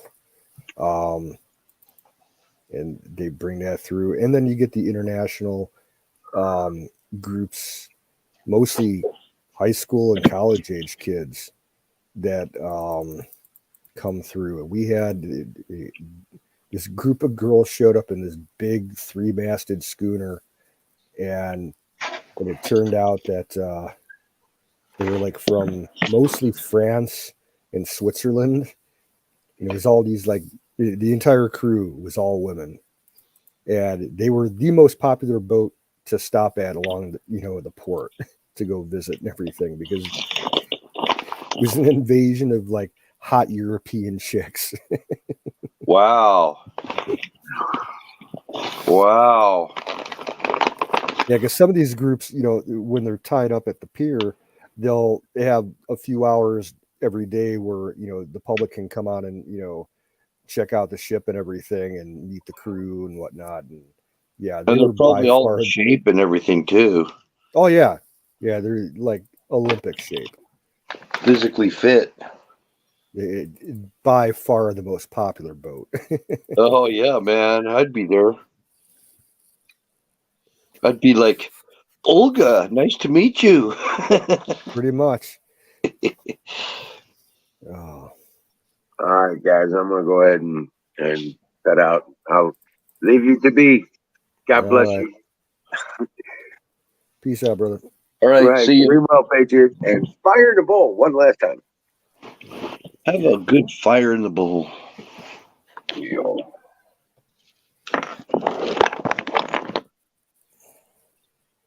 A happy fire. So, dream well, Patriots. I will see you tomorrow night. Later, bro. So now I'm going to be thinking about Olga and Tatiana. Hey, Dallas is in the house. What's up, dude? Dallas, what's up? He lurking, sticking his eyeballs out at us. I wonder if Alex Jones watches our chat. Honestly, I couldn't care. Well, some people do. Some people care. I'm not into AJ at all anymore. Me neither. I haven't been for about 2 years, to be honest with you. Really? Yeah. Actually, it goes a little further back for me. He when he started firing all of his lesser reporters and everything that did a lot of on-scene coverage of things, he pretty much got rid of all of them except for Owen. Like both the girls that were working, they got let go. Yeah, whatever happened to having like Jakari Jackson? Mm-hmm. Yeah, and oh god, the gun girl. That's the gun girl from Ohio, Caitlin Bennett. Yeah. She became good friends with the one chick that was reporting on InfoWars, the real hot slim blonde. I can't remember her name. And then there was Leanne McAdoo. Yep, her. I liked her. I actually thought she was, a very gracious and nice person. Mm-hmm. I mean, from all I saw of her.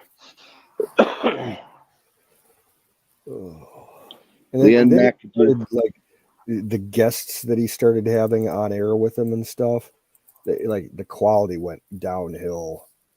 He stopped bringing up some really good people and brought him on a bunch of Fruit Loops, if you ask me. And actually, Leanne McAdoo seemed reasonably intelligent too. Mm-hmm. Some of the girls he had on there were a little bit ditzy, but she wasn't. She was pretty smart. I think she was more like a traditional reporter. She took her job super seriously and didn't kind of fall in line with all of AJ's shtick and everything. So she might have left, just for personal reasons. And for a fact, she took a hell of a lot of abuse from Alex Jones fans that treated her like absolute crap. Yep. Were not respectful at all to her. No. Because you used to see that, like, back on Ron Gibson chat. Oh, yeah? Yeah.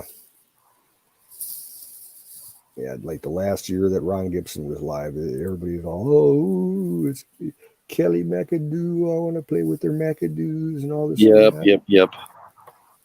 I remember that. Yeah, but and then Jakari Jackson, he was very loyal to Alex Jones, and I think Alex Jones just didn't have any appreciation for him. Even David Knight. See him. David, he wanted to do his own thing. He wanted to be real serious, and another person that just didn't, play with the band. What about Paul Joseph Watson?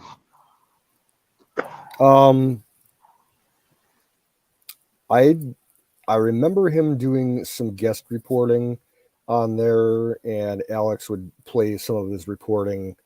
But I always liked PJW for the stuff that he's done since he's kind of split ways with InfoWars. I like him because he's very assertive, a lot like Owen Schroyer. Yeah, Schroyer kind of like an AJ Tool. It seems that way.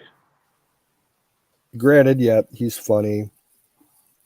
I'm in step with almost all of his beliefs, I suppose, but I don't know. PJW, he's just charismatic.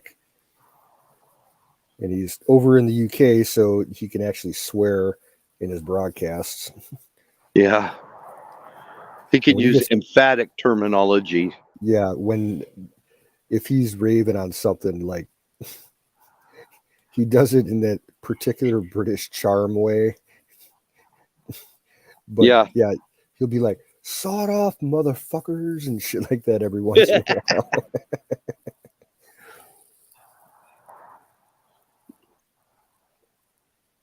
See, Miriam likes Alex Jones.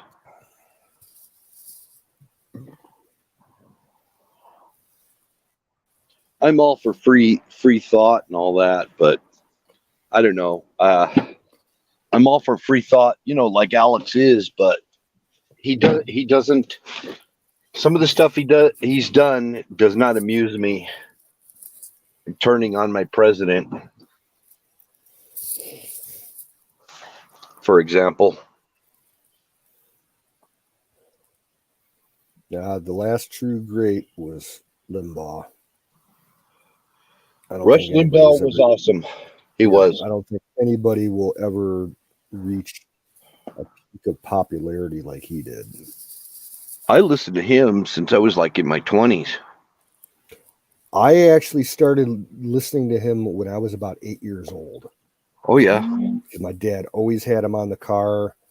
And anytime I'd be out driving with him, he's like, "Okay, well, you can change the station, listen to some music." I'm like, "No, leave it on. I like listening to this guy."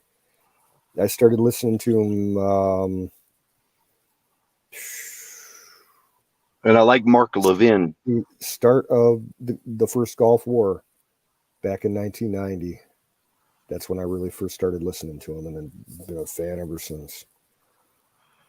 I'm a fan of Dennis Prager, Mark Levin. I like Prager. Huh? I like Prager. Oh, hell yeah. Yeah. Yep. Prager University. I like that. That one guy in Amala that they have on that. Mm-hmm. Amala's cute as a button. Oh, she's a cutie.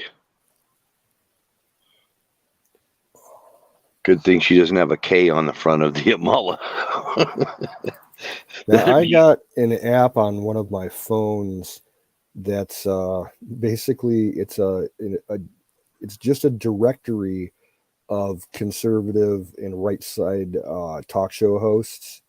Yeah. And it just, you'll have an icon for each guy, and it'll play either, they stream if there's a live show going on, or if it's not a live show, they'll have something archived from that person. There's probably 30 or 40 shows you can listen to it on for free. It's great. Yeah. I think if I was down in Zoom's part of the country, I'd stop by there because he said he was going to have some moonshine for me if I show up.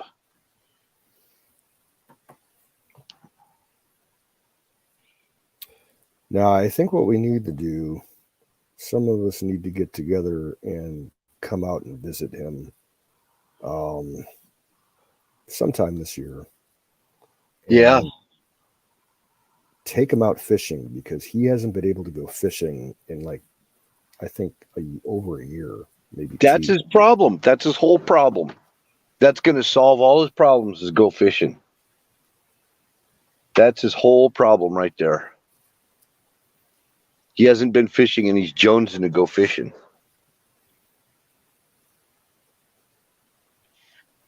Yeah, because I still got to get him all that fishing equipment that I got him for Christmas 2 years ago. Still have not gotten that shipped out to him. Oh. He gets out there on a boat and catches a few big lunkers and stuff, and he's going to be on the top of the world. Yeah, he doesn't have access to a boat anymore. I know. And can't find anybody to go fishing. I find that hard. I mean, my advice: go to your like local library or city hall, and where they have the community bulletin boards that people post stuff up on, and just leave a note saying, "I'm just looking for somebody to go fishing with. Give me a call sometime." You know, that's a possibility, but another one of his problems that he's dealing with right now is nobody to take him anywhere Yeah, because he doesn't drive and he feels pretty isolated. And that's his that's just that's how your mind starts messing with you when you get isolated like that. yep. The best thing to do, Zoom, is to get around some people, some decent people that are nice. Just any people. Just be around some people because you're too isolated.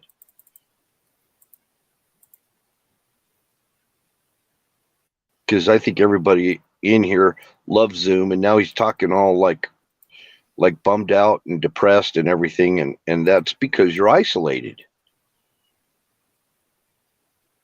You got to break that trend. Hey, Miriam. Good night. Bonsoir. Sleep tight. Don't let the jungle critters bite.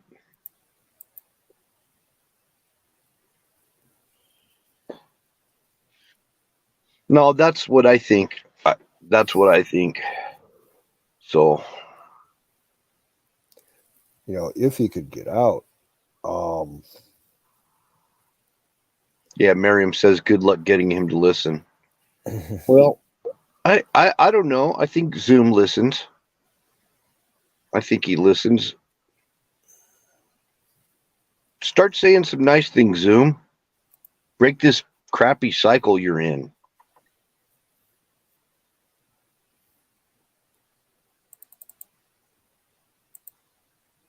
Miriam didn't do anything to you. You just got to break that cycle, is what it is. Good night, Miriam.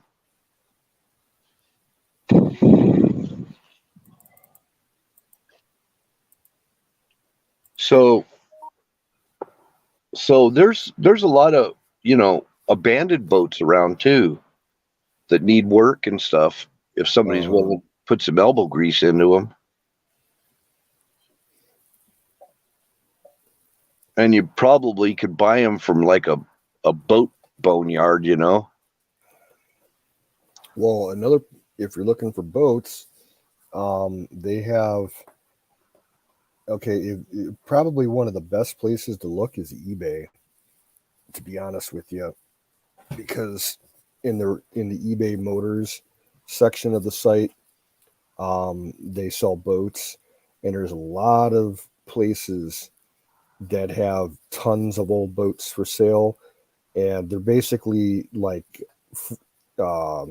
repossessed by the bank, foreclosed, and they're surplus, and you can, a lot of them, they don't have any minimum bids, so like you could get a pretty decent sized sailboat, an older one, for probably $1,000, and spend some time fixing it up. I hadn't thought of doing eBay. I think I'm going to try eBay for that. That's a good idea. Yeah. They have, I mean, there's literally thousands of boats for sale up there in Because I was doing like range Craigslist. size, and they got brand new boats on there. Well, see, I don't live in a coastal area, and I'm kind of like Zoom. I'm kind of isolated here. I gotta go probably to Washington, like Seattle area or something, and on the Craigslist over there, if I'm gonna buy one, that's where the whitewater boats that they're talking about, or no, excuse me, blue water. They're called blue water boats. Yeah, where the kind you can sail to Tahiti or something. Yeah, your best bet for that around you might be Texas. Texas is a thought. Definitely. And they got hurricane boats down there too. Mm-hmm. They towed in a lot of boats that were lost in hurricanes. They tow them in, and they can't find the owners to them. Yep. They just wrote it up as a loss.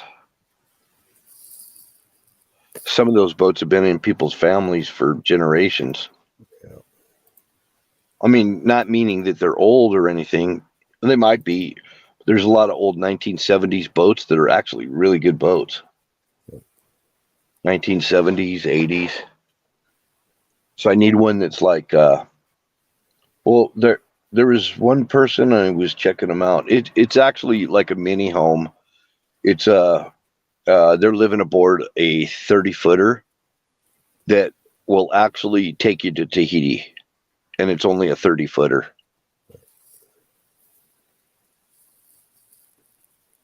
But back to the gun thing. So the rules are, the maritime law is 12 feet from the nearest shore is so like, say if you're in Tonga, you got to be 12 miles out from Tonga before you're under their law. So it's 12 miles out is what maritime law is. So if you leave the shore of the US and you got guns and stuff, stay in international waters. Don't go into any areas that are, and there's a lot of uninhabited islands that you can bebop around, In fact, you could spend a good chunk of your life just exploring the Aleutians.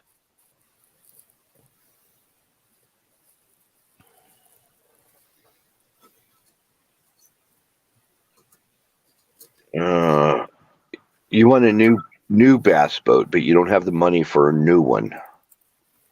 So you might look at some used ones that are, unless you got the money for a new one. What, they're over $2,000 now for bass boats? Oh, for the most basic kind, yeah. But yeah, if you're looking at like a tournament style boat, right. 40, 50, 60K, man. Yep, I bet.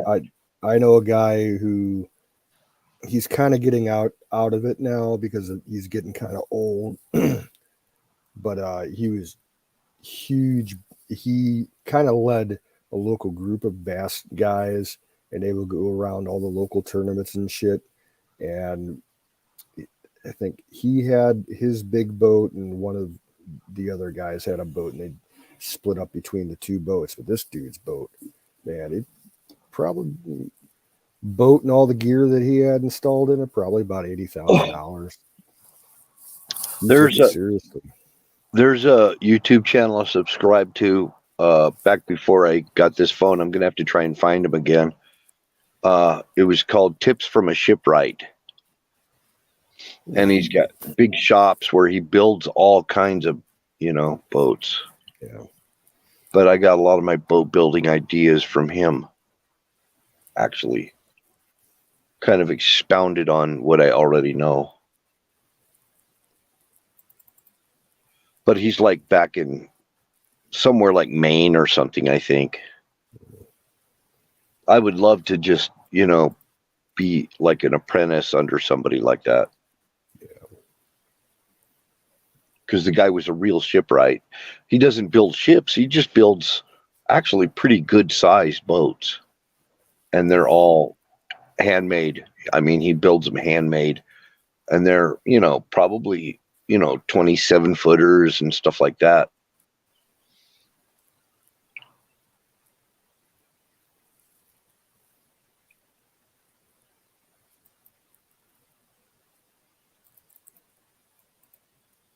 Now, what they do up here, because we don't have like big waterways, we have creeks and rivers and some reservoirs and stuff around.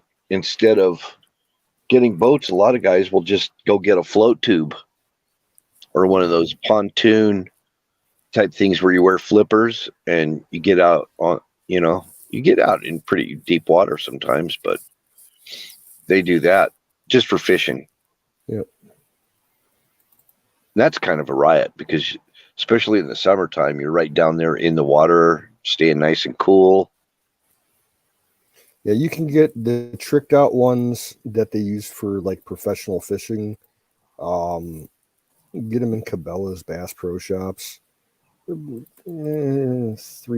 to $800, depending on how big and how fancy you want it.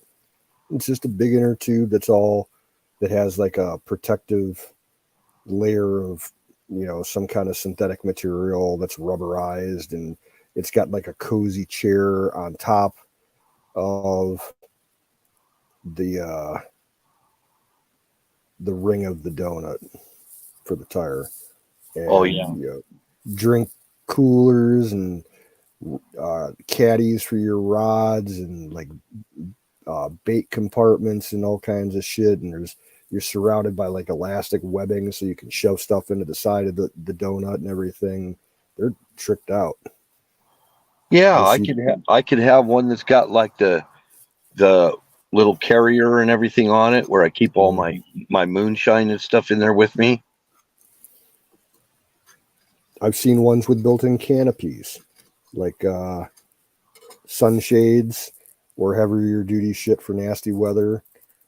Um, Hell, they even have ones that you can mount, like a 3.5 horsepower trolling motor on to get around. Now, does that sound like a redneck disaster? Uh, yeah, Mm, couple of fifths of moonshine in a float tube on a whitewater creek. maybe if it's whitewater, if it's calm water, I mean, yeah, you could just get plastered. Yeah, it looks like No I'm problem. getting over to the rapids. I got a fish on. I got a fish. No, that's not a fish. It's pulling you over.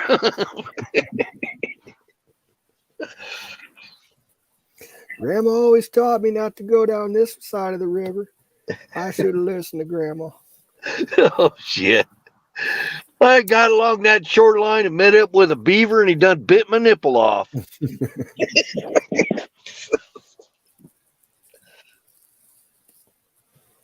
Oh, Yeah, but Zoom told me that he really got messed up from moonshine. He got it yeah, messed up. Yeah, yeah. that's why I only drink professional made moonshine. Don't be drinking that amateur shit.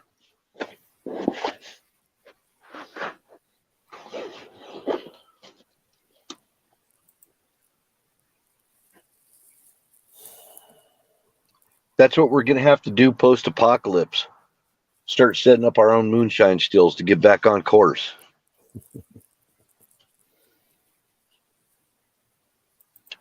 I can see Aaron out there. he already he's already plays the part of a moonshiner already. Come on.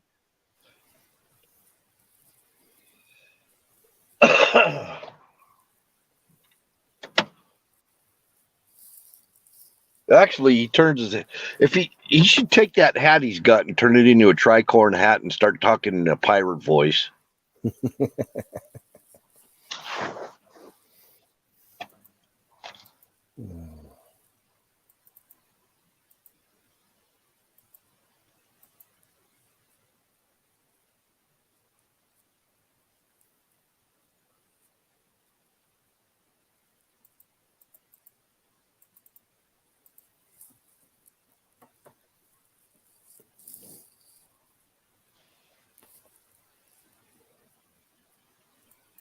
Well, anywho, yeah, that's something. That's something would be fun. And my idea was is to get the boat, not just kind of stay in America. I don't want to be, unless I decide to make some big travels somewhere, Yeah. but stay in America, because I don't want to have to unload uh my protection.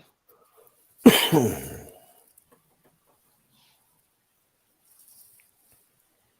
don't want to have to unload my protection because I got to sail into some screwed up country like Italy or something.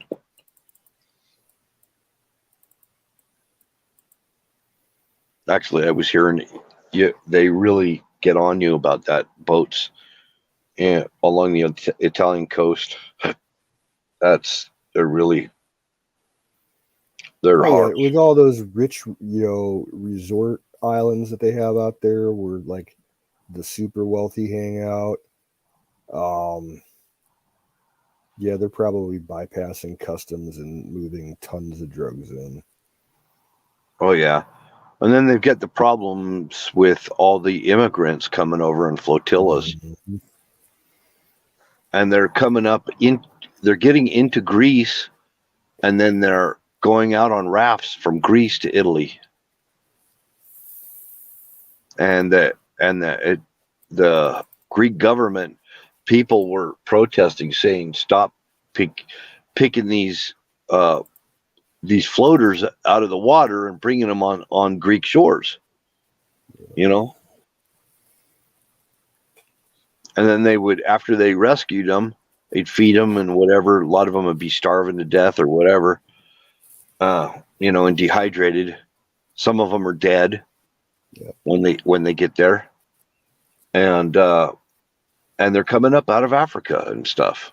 Well, they get the same. They've had the same thing going on for years, out of northern Africa, like Libya and Tunisia and Egypt, and then they come across the southern side of the Med and try to get to Italy and France that way.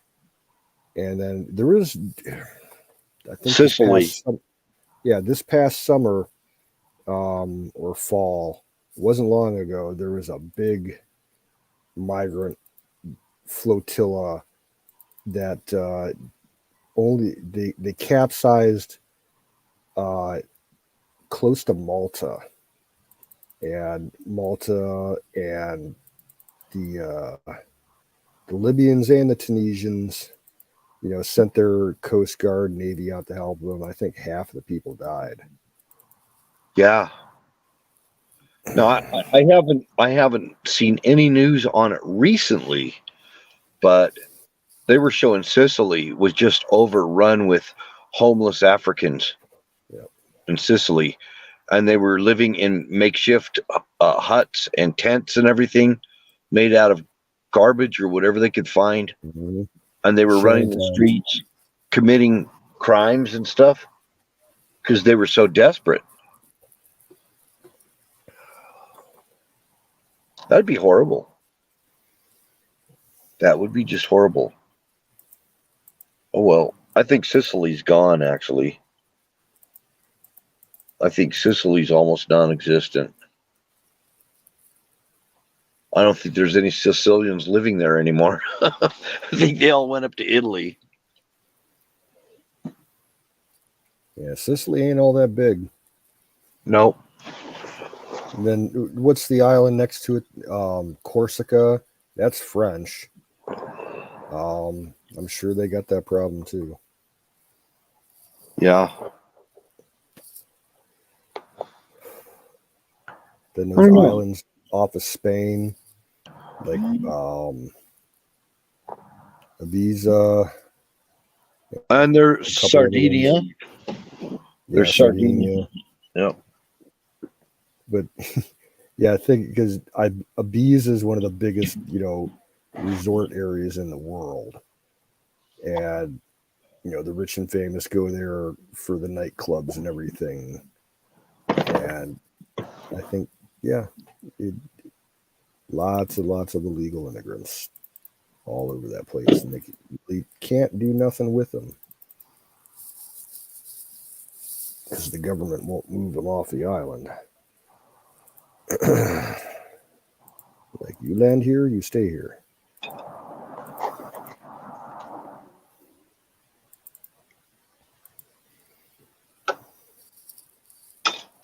Yep.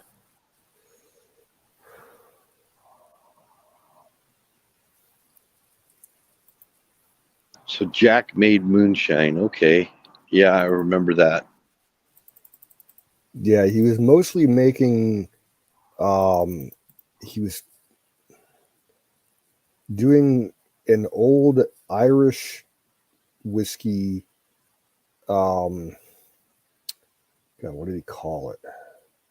Pochine. like ancient Irish whiskey recipe, and then he was making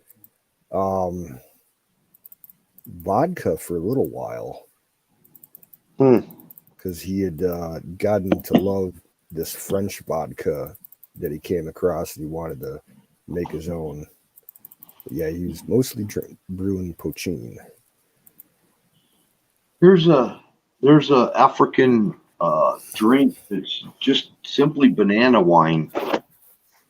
It's just fermented banana wine. Oh, that sounds so disgusting. Yeah, the guy drank some and it made him deathly ill. Yeah. Oh, just banana. To me, banana and alcohol don't mix. It's just not a combination I would ever consider. No.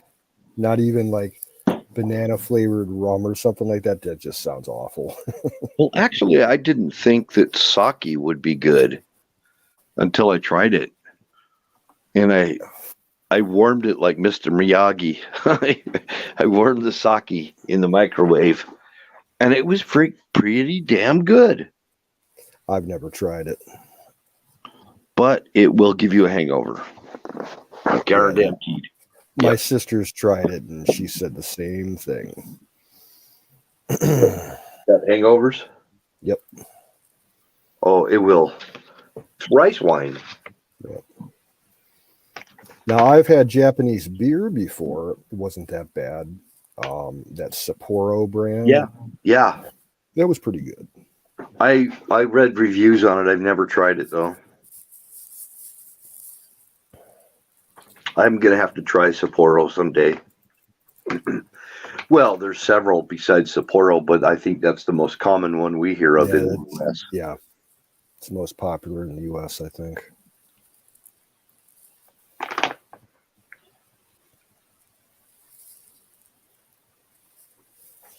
And have you ever heard of a beer called San Miguel? No. That is a Filipino beer. And some Vietnam veterans that I talked to all said that it gave them diarrhea. It's a Filipino beer that gives you diarrhea.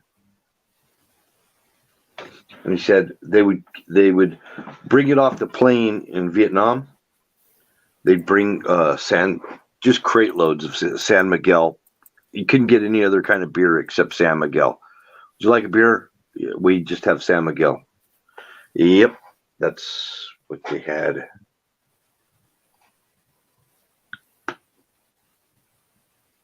Not good.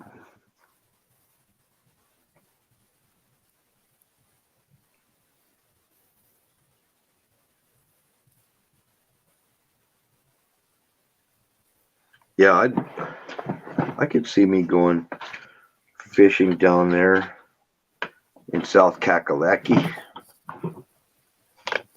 I could see it right now. I actually wanted to try Virginia Beach too.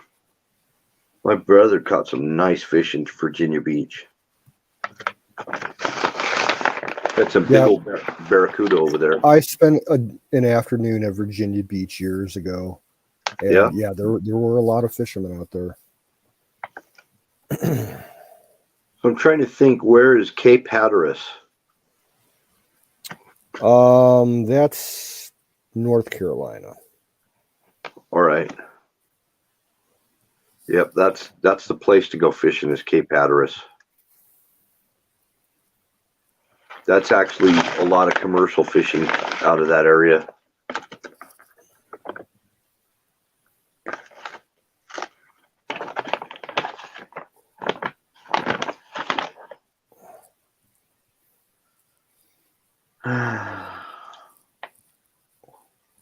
Never got your package. What package?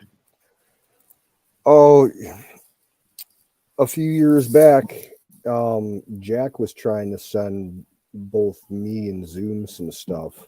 Okay. It never made it to either of us. They got shipped.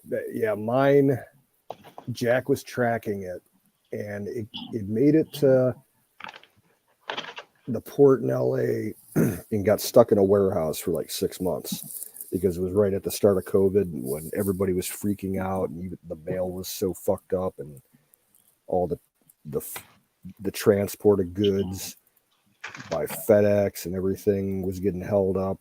Yeah, my shit stayed in a warehouse for 6 months and then got shipped back to him in Australia with a sticker saying could not process, no labeling, verifying this package is COVID free or some bullshit like that.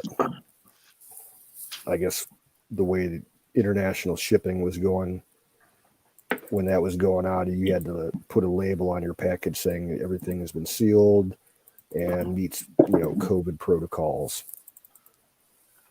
What a horrible country. Yeah. To do not the people, I mean the government there, to do that to their own people. No, it was our government. Oh, okay. Yeah. Then our government is horrible. Yeah, no shit. Because he was trying to send Zach a couple of knives. He made a knife for me. He was going to send me some Australian beer, and he made some arrowheads for me with like ancient designs on them or ancient, construction methods. Oh, flint knapping? No, these were iron. He cast the iron himself, but the way that they were shaped and everything, like ancient designs from like the Middle Ages and shit that. Yeah, it all got shipped back to him, and that was that. Well, he'll be back with us one day. I hope so. He will. Probably got things he's got to work out in his life over there. Especially with that government doing what they're doing. Their government, they're not very nice to their people. No. With all the mandates and stuff. And they got horrible censorship going on there too. Oh yeah. Just like we do. We still have got lots of censorship going on. We've got those issues.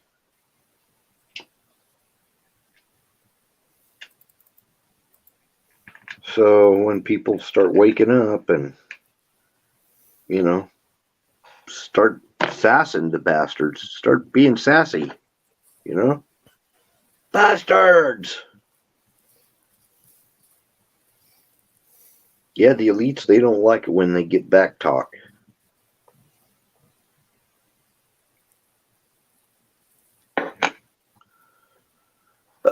They're not going to just get back talk. They're going to get backlash.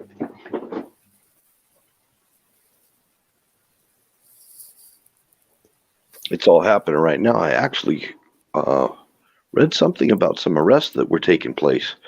Oh, something about the Durham case.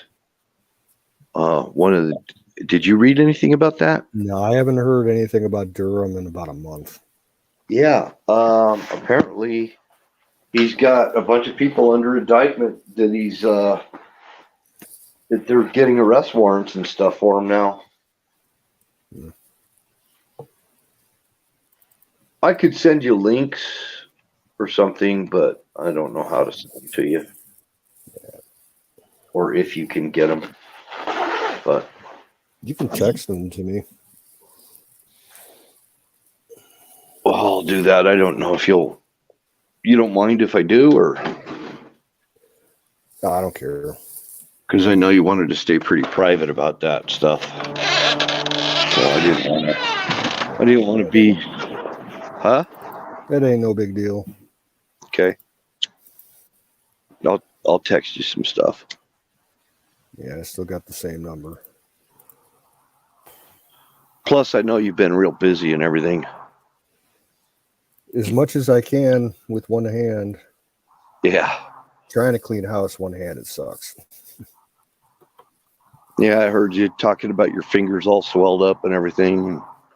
That finally, they stopped swelling up for the most part. Oh, yeah? Still about maybe scale 1 to 10. I got maybe 1 as far as the swelling goes. It's not interfering with anything. It's just my elbow can't support the weight of my arm, my lower arm that well on its own. And I'm getting range of motion back in some aspects, but not others. When this kind of stuff happens to us, it's almost like you just have to live in silence and suffer. Yeah, I don't. pretty much. I try not to talk about those kind of things when things like that happen to me. Because I just feel like all it's doing. It sounds like I'm just looking for sympathy, and actually, I don't look for sympathy. I just sometimes kind of want to vent or something and don't want to hear advice. So I just shut up.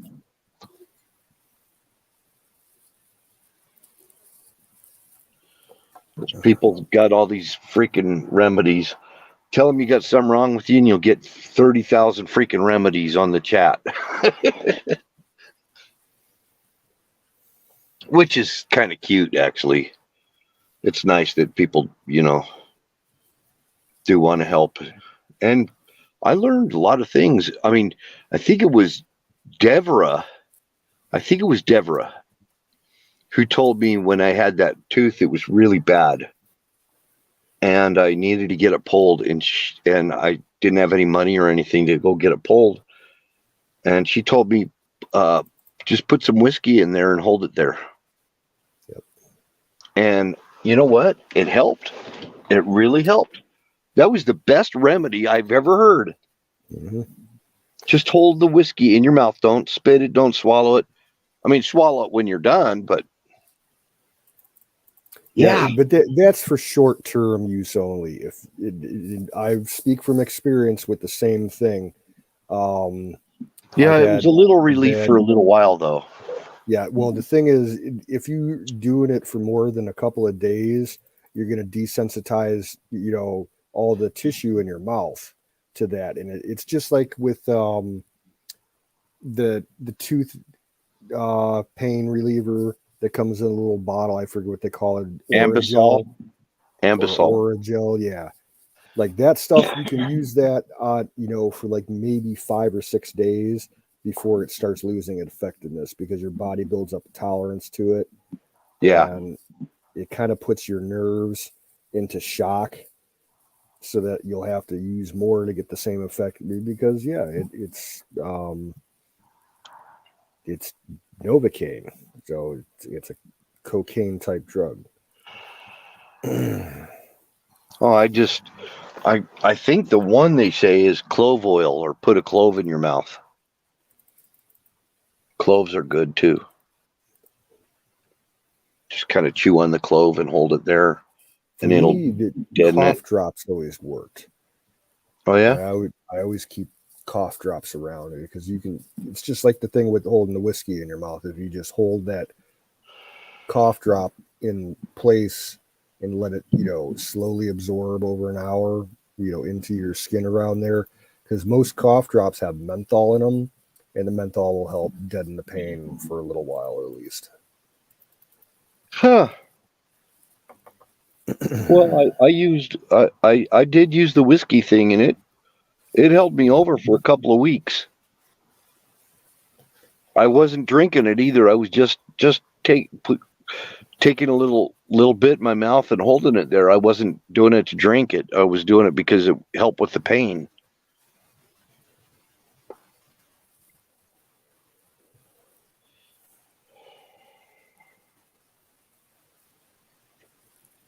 I don't know how many people do we have in right now.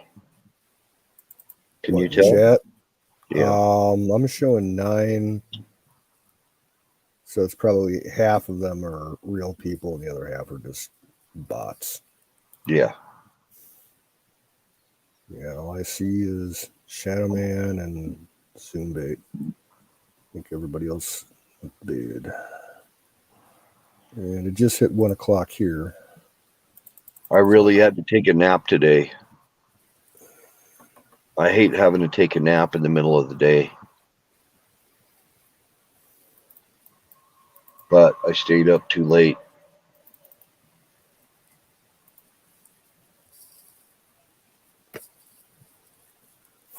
So do you have garbage pickup there? So you're pretty much in suburbia now, I guess. Oh yeah, I live in a city. Yeah, they're building a big apartment.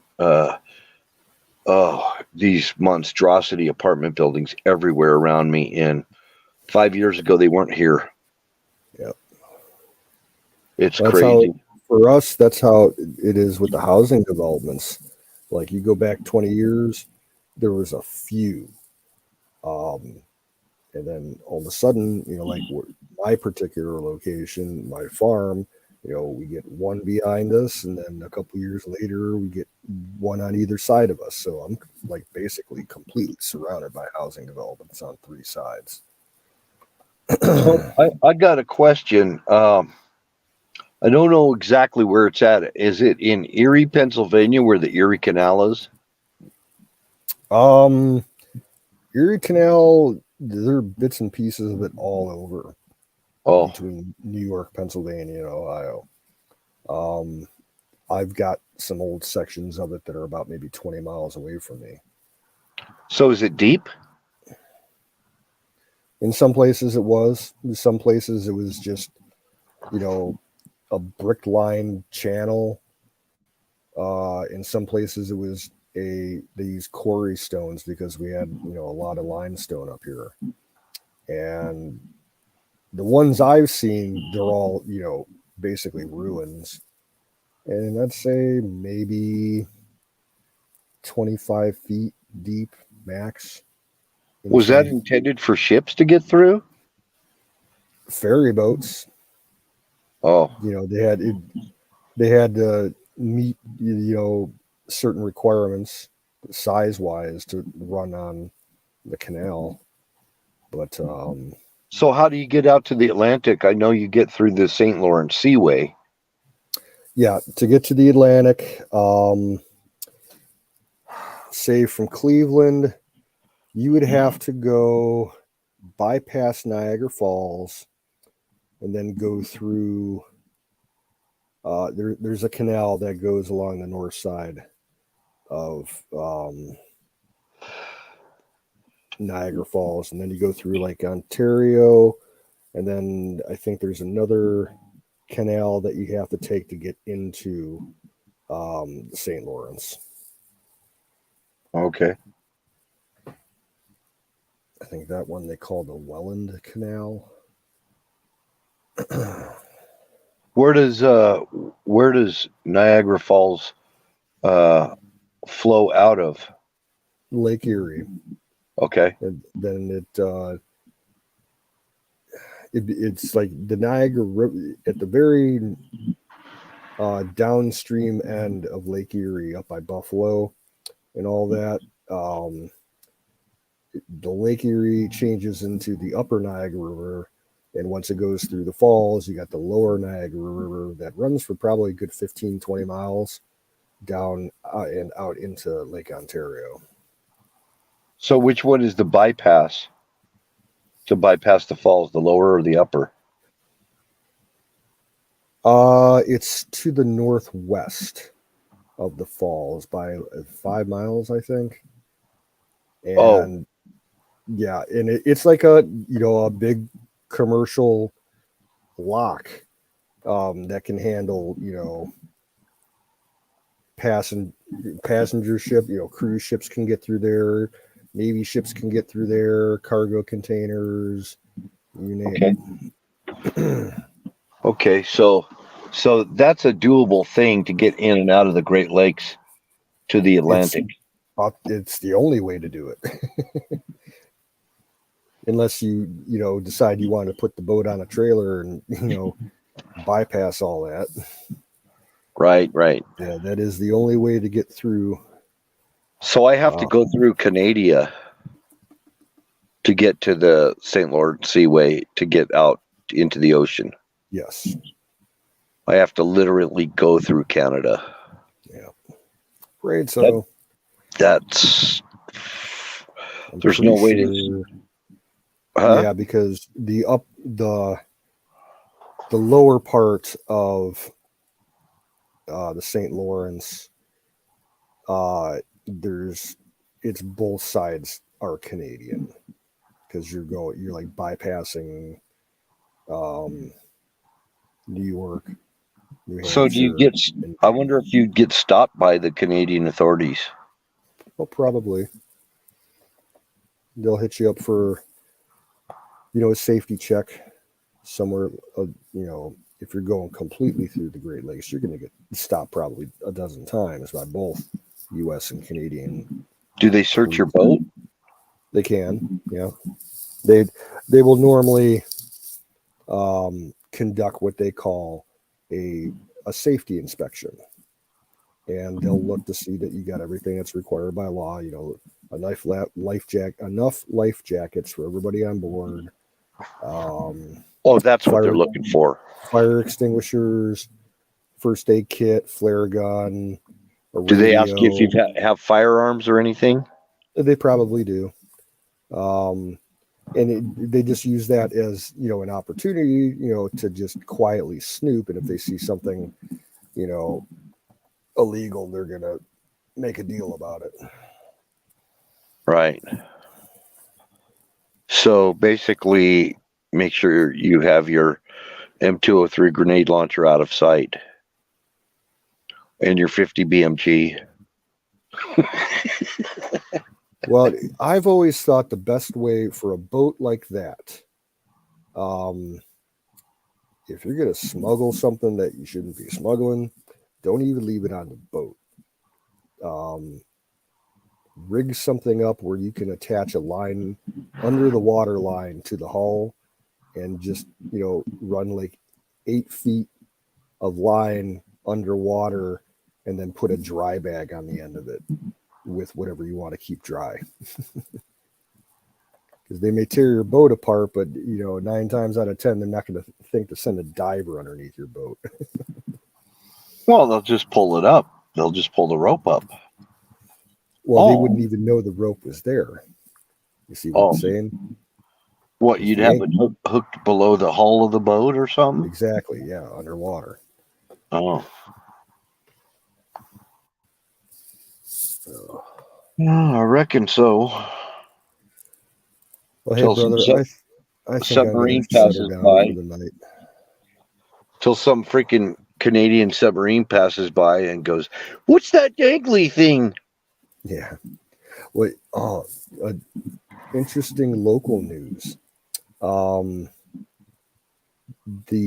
second biggest city in my county is actually a small port on Lake Erie, and just within, I think it made the news about 2 weeks ago. They're actually talking about revitalizing the old shipyard there, and they want to contract with the Navy to build and service submarines there. If that happens, that it'll be the best news for my county in years, because shipyards like that employ so many people. That would be good. Yeah. It would completely, especially the city that it's in. The city's called Lorraine.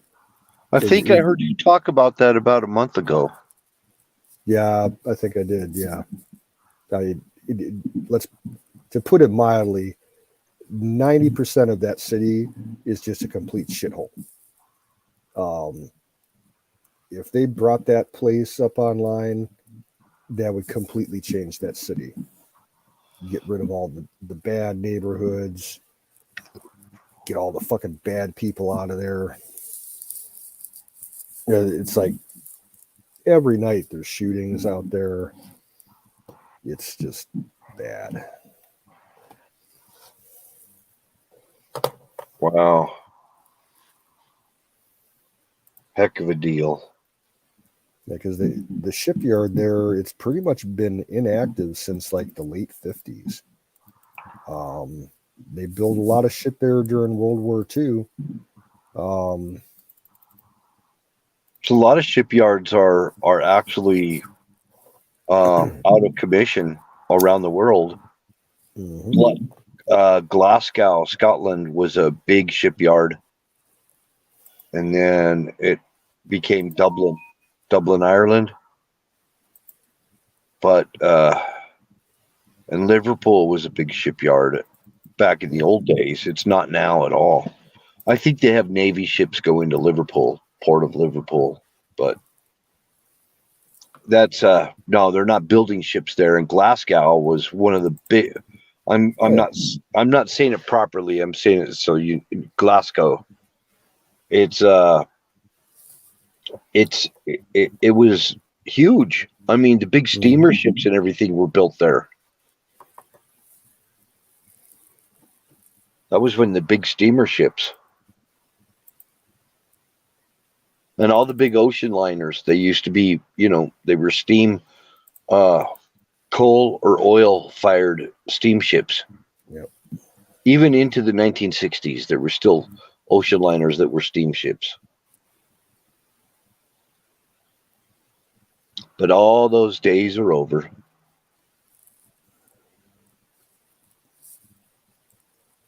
Blimey.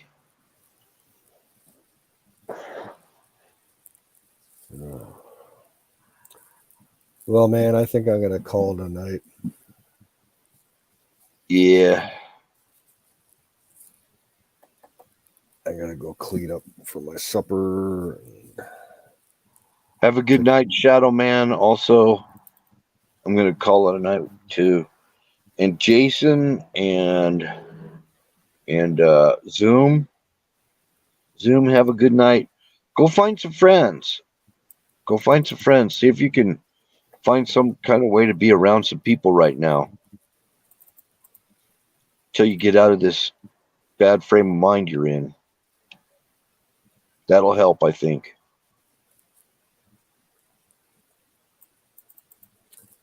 Alrighty, folks. Thanks for coming in tonight. We'll see y'all tomorrow. Okay. Brother Bill, good night. Okay, bye.